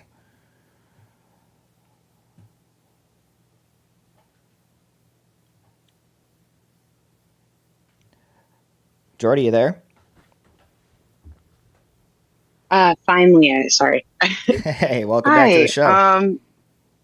Yeah, it's good to be back. So I just wanted to share I'm sure you guys have heard of this, but I had alpha Gale syndrome when I was in middle school. I got bit by a tick and it made me allergic to meat. Oh, red really? Meat. Yeah. And I'm very convinced that it's a bioweapon. Like, very, very convinced. So like, not only can you not eat red meat or like any mammalian products, but you can't even like use it on your skin. And how it works is like the tick bites it, like this is how they say it works, is like the tick bites a deer or something, and then it bites you and it gives you a vaccine. Yeah. Basically. But luckily it only lasted 6 years for me, and then it like got out of my system. Only 6 years. Right. It was a really rough 6 years. Yeah, I can imagine. And it's also why I don't believe anybody who says that they're vegan, because the amount of research that I had to do to make sure products were safe for me to use or ingest was ridiculous. Like the amount of companies I had to call to see where this chemical was derived from, or what, where another chemical was derived from. It's just ridiculous. And they put cow products in like everything. But I'm very convinced that those ticks were made in a bioweapon lab. And like right now you see, especially up north where ticks used to not actually be a big deal. Like you used to be able to play in the woods for hours and never have one. I can't go in my woods for 15 minutes without having one. And like one time I went to Kentucky and we were just driving and ticks were raining on our car. Yeah. Like literally raining on our car. I've already been bit by 3 this year, just being out here in the spring, because they were really, really bad with all the rain that we were getting and stuff. And I was noticing other issues too, and that was one of my biggest fears, was that, dude, if I lose the ability to be a carnivore, that's going to be it for me. I love meat way too much to be allergic to it. So that's one of my biggest fears is coming down with what you had. And so you said that you were actually able to remedy this for yourself now, though? You got rid of it? Well, it actually usually wears off between 6 to 12 years. Like that's the normal time for it to wear off. But some people, like, it never wears off. Yeah. And it's potentially life-threatening. It can cause anaphylaxis and stuff like that. So it's like, it's super scary to think that you're going to have that going forward for X amount of time, let alone the rest of your life, honestly. Well, It was scary. Was it a virus? We're talking about alpha Gal syndrome. Like Okay. you get like a tick bite that basically makes you allergic to meat. I've heard of it. Okay. Yeah. Do they know what causes it? Is it a virus in the tick? They say it's like the tick biting a deer, like it still has like pieces of that deer or like blood of the deer like on it, and then when it bites you, it like injects it.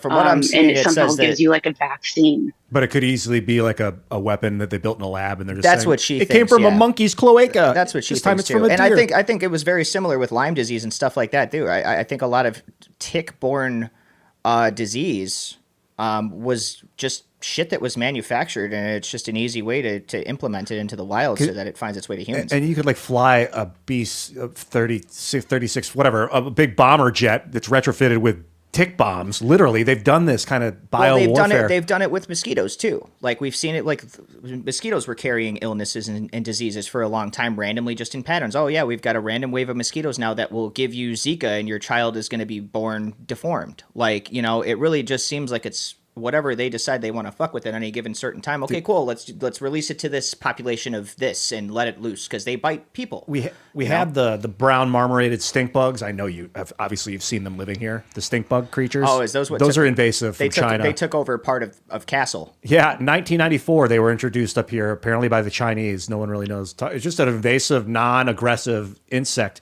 but it is invasive. And these ticks. I had this dream a couple weeks ago where I was going into the woods down this beautiful path that I walk in the woods with the canopy, and then it got just darkness in front of me and I wouldn't go in. I was terrified of the tick falling on me. That was the dream. It was just this terror of the tick. It's become that much of a problem in my environment. If I walk into the woods, like you're saying, I didn't get your name on what was your name? The call? This is I'm Jordy. Jordy. I don't know. You obviously have a similar issue. If I walk in my woods, I have one in my armpit. I just stopped going in the woods. I mean, I'll walk on the trail now. I definitely feel less obligated to go into these like natural areas now after being bit by a few of these things, just because like it's just not a risk that I want to take. So, Jordy, your initial reason for the call, I was in the bathroom when you said it, but is it about this disease? You have a hunch that it's more than just deerborn? Yeah, I'm pretty positive that it's a bioweapon. Did you feel what was that? Oh, I'm just pretty sure that they're dropping these ticks that have this as like a bioweapon, and they're using it against our population to try and create more people to stop, like, veer away from meat products. Oh, I've heard. And go. I've heard someone actually mention that they were going to do that, didn't they? Like a year ago, some guy they were going to put a virus in. Maybe it was in mosquitoes. And it makes people not want to eat meat. We've been seeing this in ticks for a while now, though. This was introduced, I want to say, at least a decade ago, if not longer, when we were starting to see some of the first cases of this. So I think this is like a reoccurring thing now that's happening, where it's just out there. And they're auto injectors too. Like a mosquito and a tick will inject it for you. A lot of insects you can't exactly, and they can hop from person to person and affect multiple hosts. In one lifespan, which is even scarier. What's that? I got bit back in 2010, so this has been going on for a really, really long time. Yeah. Yep. They just recently announced they're going to be genetically modifying mosquitoes to make the female mosquitoes not the proboscis will malfunction, so they can't inject. Well, that's the other thing too. Is Gates has been working with these mosquitoes now, and we don't know. Me and Shane were talking about this a few weeks ago. We don't know what the fuck they're planning on doing with these things.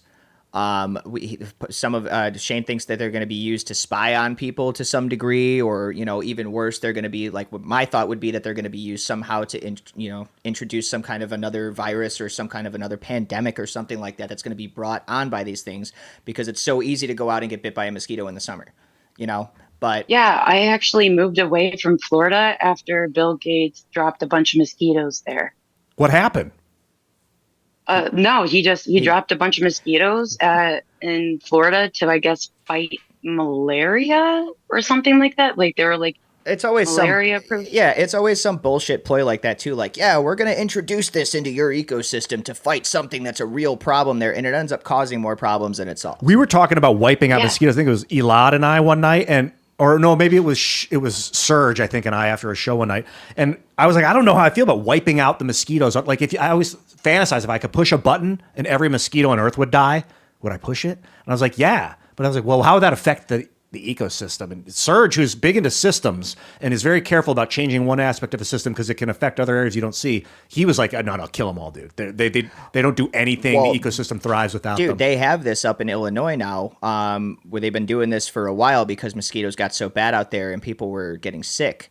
Where in the summer they will drive these kind of like fumigation trucks through your neighborhood, and they'll have this big ass tank in the back of the truck, and it'll just be spouting gas behind it while it's driving through, and they crop dust these neighborhoods, block by block, and say that this is anti-mosquito gas that they're putting out into these neighborhoods. They did that with DDT in the 70s and the 60s. You have no idea what's in that shit. Oh, man. It's not like, I don't think that they're going to release it. You know, there's probably something out there like, oh, yeah, you don't have to worry about this. This is what's in it. This is what's in it. But realistically, it could be fucking anything. I'm interested. Jordy, what made you feel like it was a bioweapon? Because when I got COVID, I kind of felt it could be psychosomatic. Like I was making myself feel it because I was thinking it was a bioweapon. COVID was one of the most unnatural sicknesses I've ever experienced. It felt like robotic. It was like cold robots. It definitely like man-made shit for sure. That's not a sickness I've ever felt before. It just didn't make any sense. Like nobody had ever experienced anything like that before. And like for a while, like people thought I was a liar when I said I couldn't eat red meat. They were like, what do you mean you're allergic? And I'm like, I'm really allergic. And like my doctors had never heard of it. And when I found out a few years later that it was most likely from that tick that bit me around the same time that it started, that it feels so much like it's a bioweapon.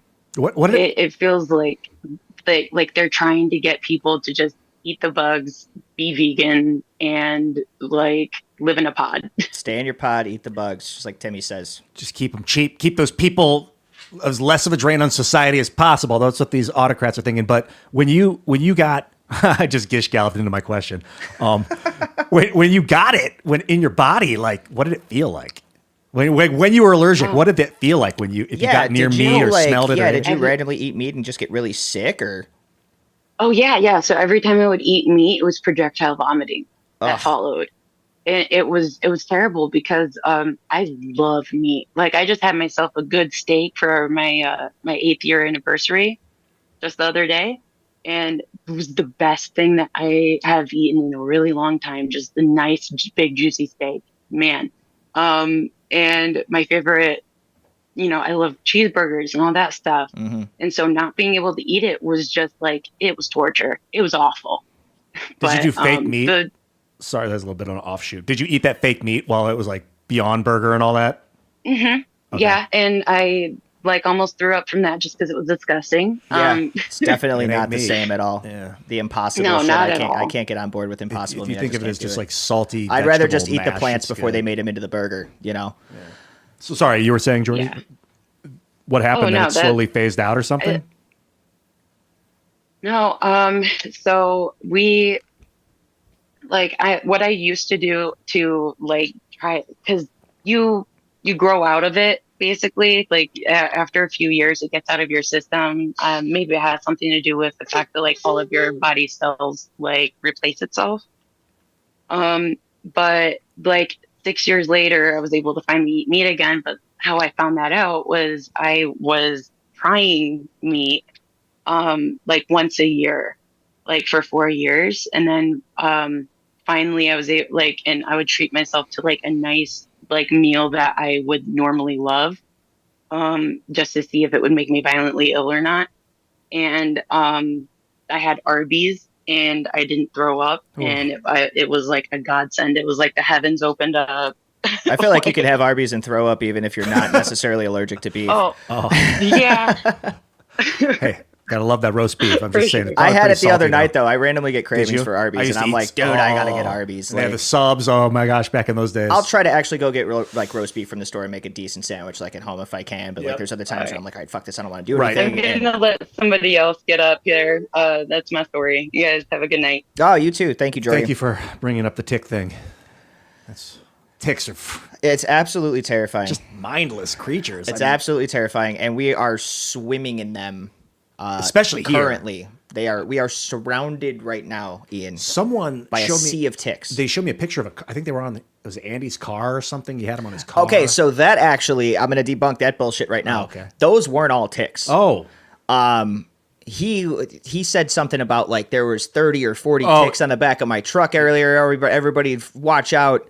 Those weren't ticks. Okay. I don't know what the hell those were, but those weren't all ticks. That one was in my back pocket. I was like, yeah, no, like Okay, good. Yeah, I debunked that right away because I'm like, how the hell? I'm like, I haven't even seen that many. So are they on your car? Do you check your car when you leave? I tend to check everything regularly now because I've already been bitten a few times this season. What and do they it get? Sucks. They get under your pant leg? They and up? try to get they try to get like under your clothes, and they'll slowly work their I had way one in my down. armpit. And, yeah, I was I like, mean, what the they fuck? like those like warm, moist areas. So sometimes they'll even go for like your groin Oh, of region. Like I've course. been bitten the leg and like up here, like right butt under my crack, belt line you know on the it's- right side, kind of where my hip bone is. I got bit earlier this year, and you don't notice. And they're invasive in more ways than one. Like, who wants to tell that to a bunch of people? Like, I got bit on my crotch. No, and that tick went right for my nutsack. Like, I don't want to say that out loud. They're so fucking small, you know, and you don't feel them when they're boring into your skin. It's one of those things where you're in the shower washing, and all of a sudden you're like, "What the fuck is that? Why is that itchy scratch And hurt? then you got to get it out of there. You burn 'em? Try to get the head out. I mean, it depends Twist on 'em? what stage it's in.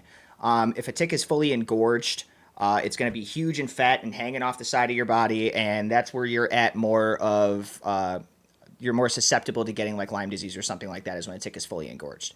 But in order for you to get these transmissible diseases from them, they have to have first bitten a deer apparently that already has that disease. So In the Wuhan lab for yeah, viral. exactly. Yeah. So one of those stupid ass things, but nevertheless completely terrifying. Gross. Just as scary as AI.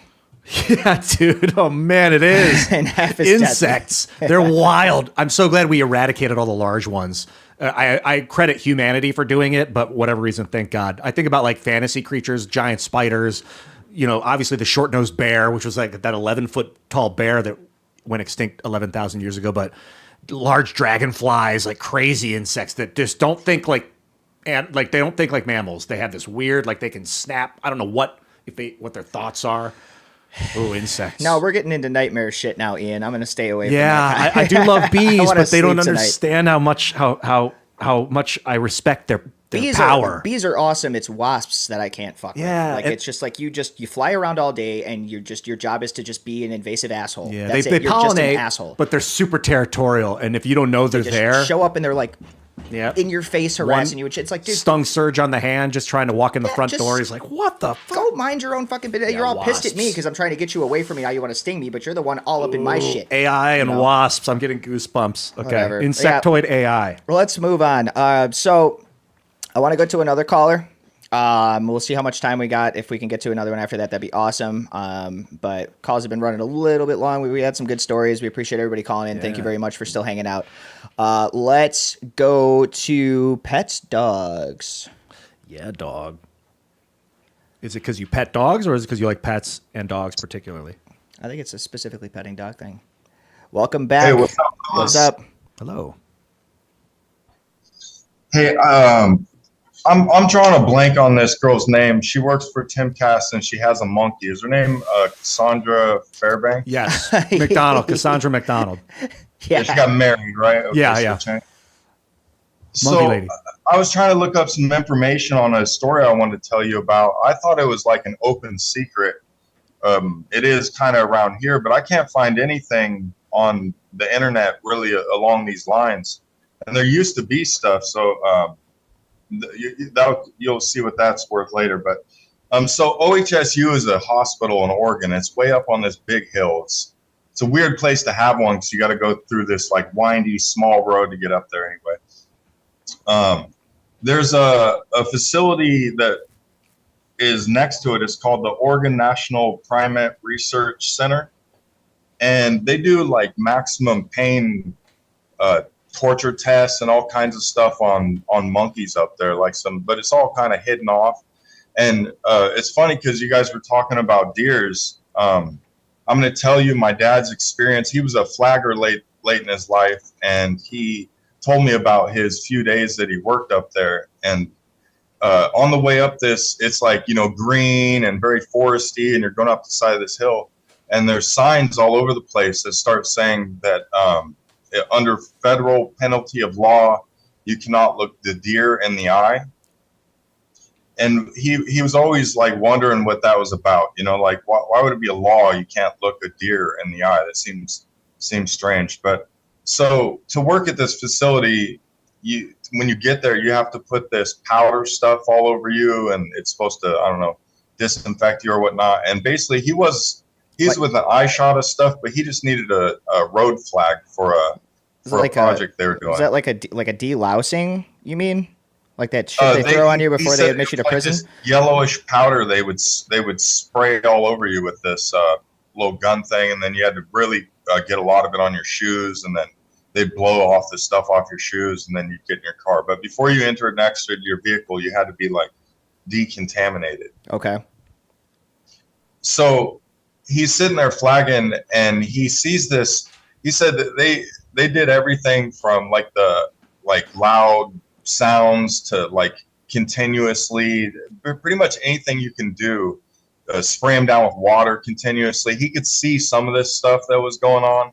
He doesn't know what was happening inside the building, but there's outdoor like cages or places where you can see from outdoor there too.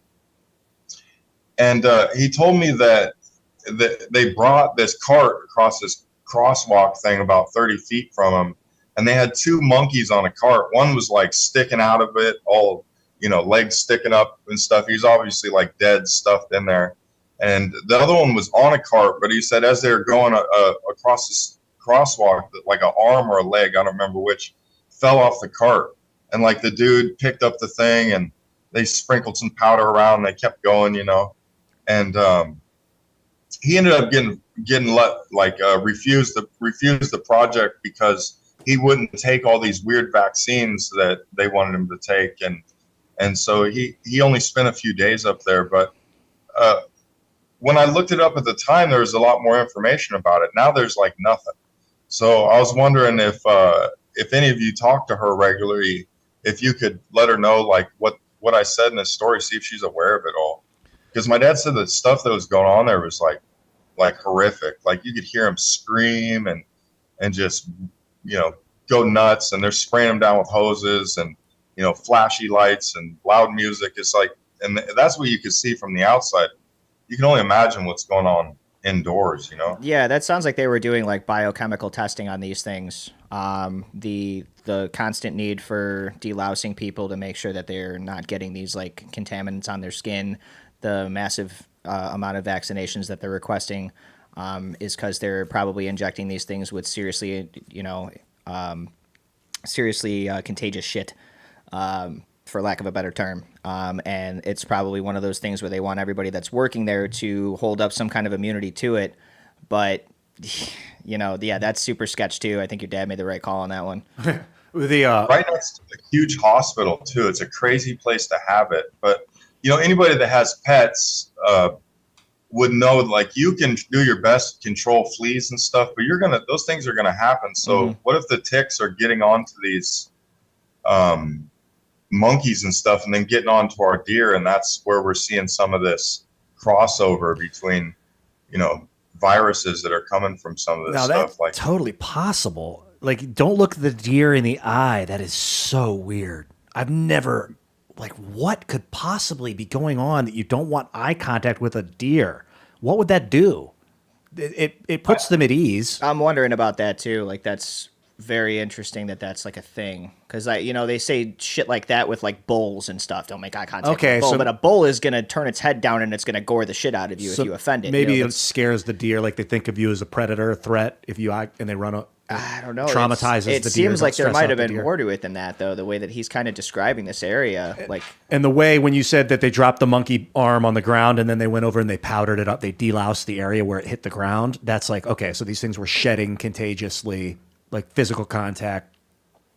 So if these stories are true, certainly leads me to believe if like what he is telling you he actually saw is really what he saw, then sounds like a my dad was completely no nonsense. Like he wouldn't exaggerate the size of a fish or any of that stuff. He was very like matter of fact, like it especially to me. Like I 100% believe he saw what he saw.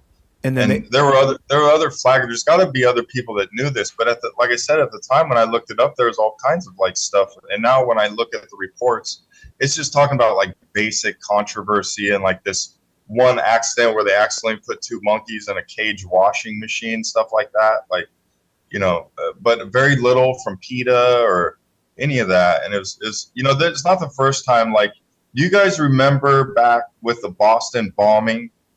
they had that party bus. I think it was like MSNBC. It rolled through one screen and then it rolled out the other. And they were sitting there pretending that one was in New York headquarters, one was on the ground in Boston. And that revealed that they're full of crap because it rolled right through. And it was determined they were probably like 15 feet apart. Yeah, I think I remember that exact thing.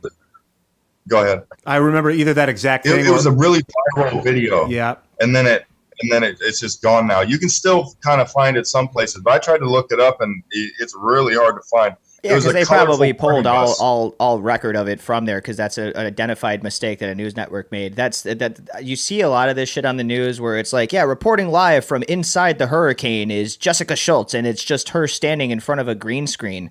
You know, one of the greatest things about HD and 4K and everything that we've got going on now is you can tell when something is green screened. It is so fucking obvious that something is green screen now. So it's just helping uncover all the bullshit that a lot of these news agencies and stuff have been throwing at us for years without us knowing, that we think all these people are live on the scene, live at the White House, you know, live at the San Francisco Bridge. Bullshit. You're standing in the same studio next to this guy with a green screen behind you. Just fucking admit it. So I don't doubt that at all. They built Joe Biden a tiny desk in a fake White House. Yeah, I remember that. I wonder if they shut down a lot of the news about this place in where was it? Northern Washington State? Is that where it is? We're from Oregon. So Oregon. OHSU is Oregon Science University. It's tied to the Beavers. If you're into college football, the Oregon State University, they feed it a lot and stuff. There's a kind of a nursing college feed system going on there. But I don't know when the data started to disappear because you're telling us the story now. But Fauci with the dog experiments where they uncovered they were like putting their heads in botfly cages and letting botflies, beagle faces, and that was such bad PR for Fauci and that I think it was National Institute of NIDA or whatever it was, his company, his organization. So maybe they're just trying to be like, let's get rid of as much. And then of course the COVID thing with him working out of the bat flu thing, controversy thing in COVID, Wuhan. And then they're just like, we got to get rid of as much of this as we can because if the sheets get taken off of this situation and Fauci and his cohorts get revealed for the amount of experimentation they've been doing, you were calling it maximum pain experimentation on non-human animals. That's what they explained it to him. Everybody had to wear these like tracker watches.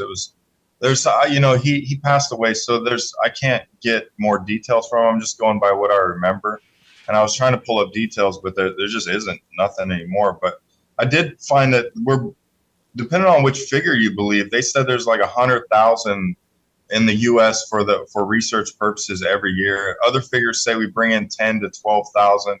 I don't know what the real number is. I don't think we'd ever get a real number from that we could really go with. But there might be millions of animals that are in the U.S. that are going through this kind of shit in weird, undescript like lab places. But monkeys, man, that's crazy. Yeah. They're so like us, and if they're experimenting with diseases, then it's unfortunate because they are the closest to us on the evolutionary chain. It's fact. I saw this video. What are you gonna say? Well, I'll tell you a tangent it about just monkeys sucks after. because that's why they're being tested on in droves and shit like that, is because it's about the closest you're gonna get to testing on a human. I saw a video. I was like, it's just stuck in my brain. This is pretty like war trauma video, PTSD, where this African tribe is hunting this baboon, and they have a GoPro. They're having you along for the hunt, and you get to watch the video, and they're chasing this baboon, and they chase this baboon, and they get him up against a tree, and they like stab him to the tree, and the baboon, you're like face to face, and he's just looking at the guy in his eyes, screaming, "Why are you doing this?" Yeah, totally aware and confused as to why the people were gang attacking this guy, and it was like they were lynching a human, is what it looked like. It felt like for a moment, and then they killed the monkey and ate it. And that's what their plan had been. But I think monkeys, they understand that, the dog eat dog, but a lot put of something in species a cage and, do that stuff to it. Or the beagles, for instance, they slit their throats. They didn't have to hear them, yell. Yep. Like that's insane. But hey, do you mind, before you guys don't have a lot of time, if I can bring attention to like a YouTube censorship thing that's going to require a little example? What are we talking about here? So, just comment censorship. What have you noticed? So basically, if if Brandon, if we had a brand new video and there was no comments on it, you know, you got to set your stuff to newest first and whatnot. And then Brandon went in and put a 1 in a comment, any comment you choose, but we go in the replies and Brandon puts 1. Then Ian puts 2. And then I put 3. What I'm going to see on my end is 1, 2, 3, and we can repeat it. And then what you're going to see on your end is 1, 2. And if we were to do it again, you'd see another 1, 2, but my 3 would be missing from that comment section altogether. So it's showing it to me like it's like everything is fine. But on other people's phones, if they look under that, my comment is invisible, Like always, redacted. and it's every single one. But it still gives me replies like I'm still involved in the comments section. It still updates me with all the activity, except it's like a ghost. And I notice it's happening on every cell phone that's on my plan. So it's not just my email or tag or whatever. It's related somehow to my cell phone plan. Because my dad's and my son's, I pay for those, and they were the same way. But my girlfriend has her own plan. Hers isn't like that. So I played this experiment where I can get 3 people next to each other and then comment and then watch it show me all the stuff, but not them mine. You know what I mean? So it's like a one-way mirror type of thing. So there's people out there that are commenting and everything on their end looks totally normal. Yeah. Like they're literally, it's a mirage that it's all normal, but you are ghosted from the world.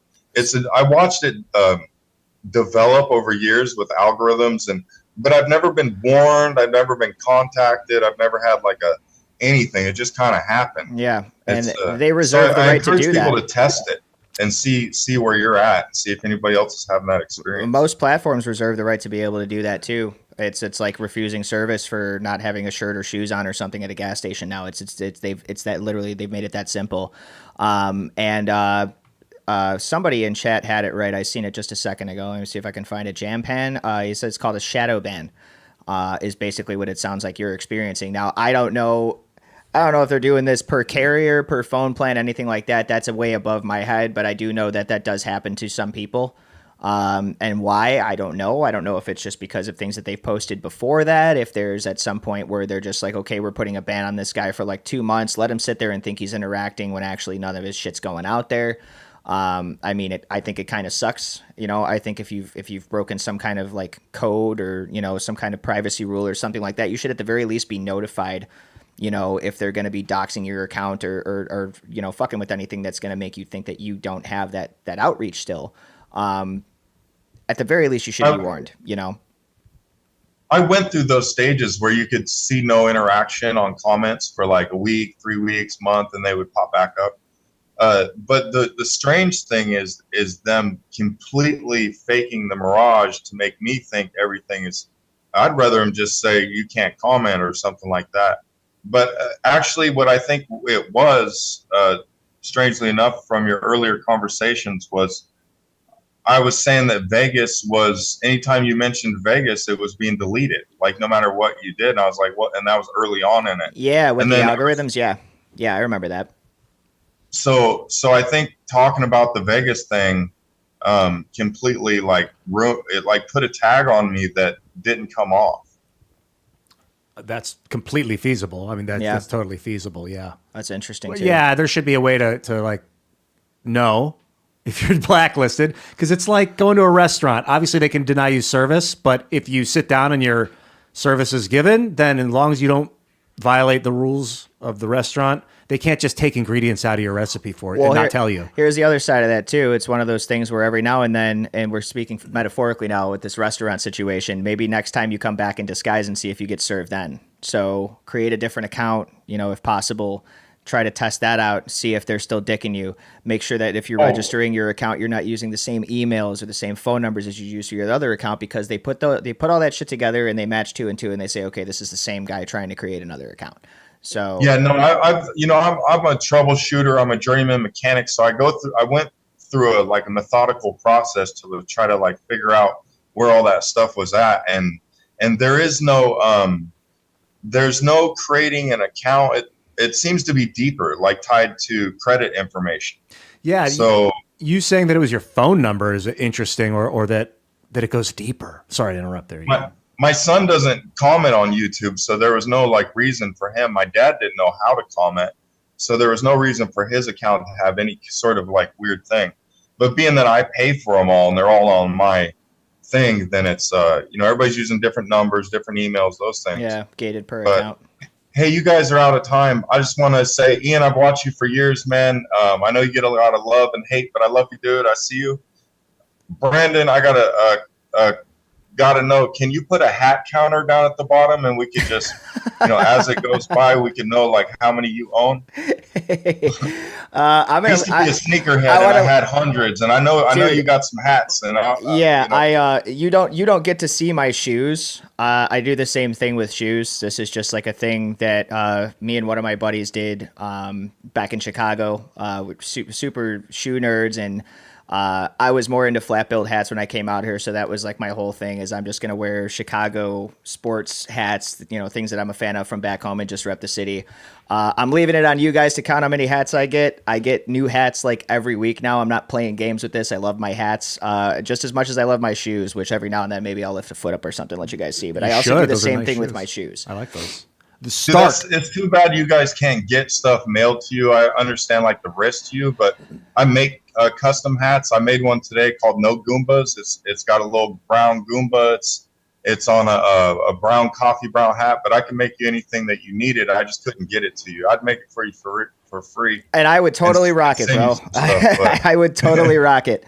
Obviously, yeah, we're not allowed to have things sent to us at the compound, so that's another issue. But I mean, it like relies on each individual artist to get their own PO box and set up like a fan mail thing, pretty much. Yeah, the way it's set up now. I want to look into something like that. Go through those packages, and you could be like TSA for semi-celebrity mailing or something. I got to get a robo-taxi to do Cashman, if you're listening, hope your boy gets better, man. God bless everybody, and thanks for your time today. Thanks for hanging out, man. We'll see you soon.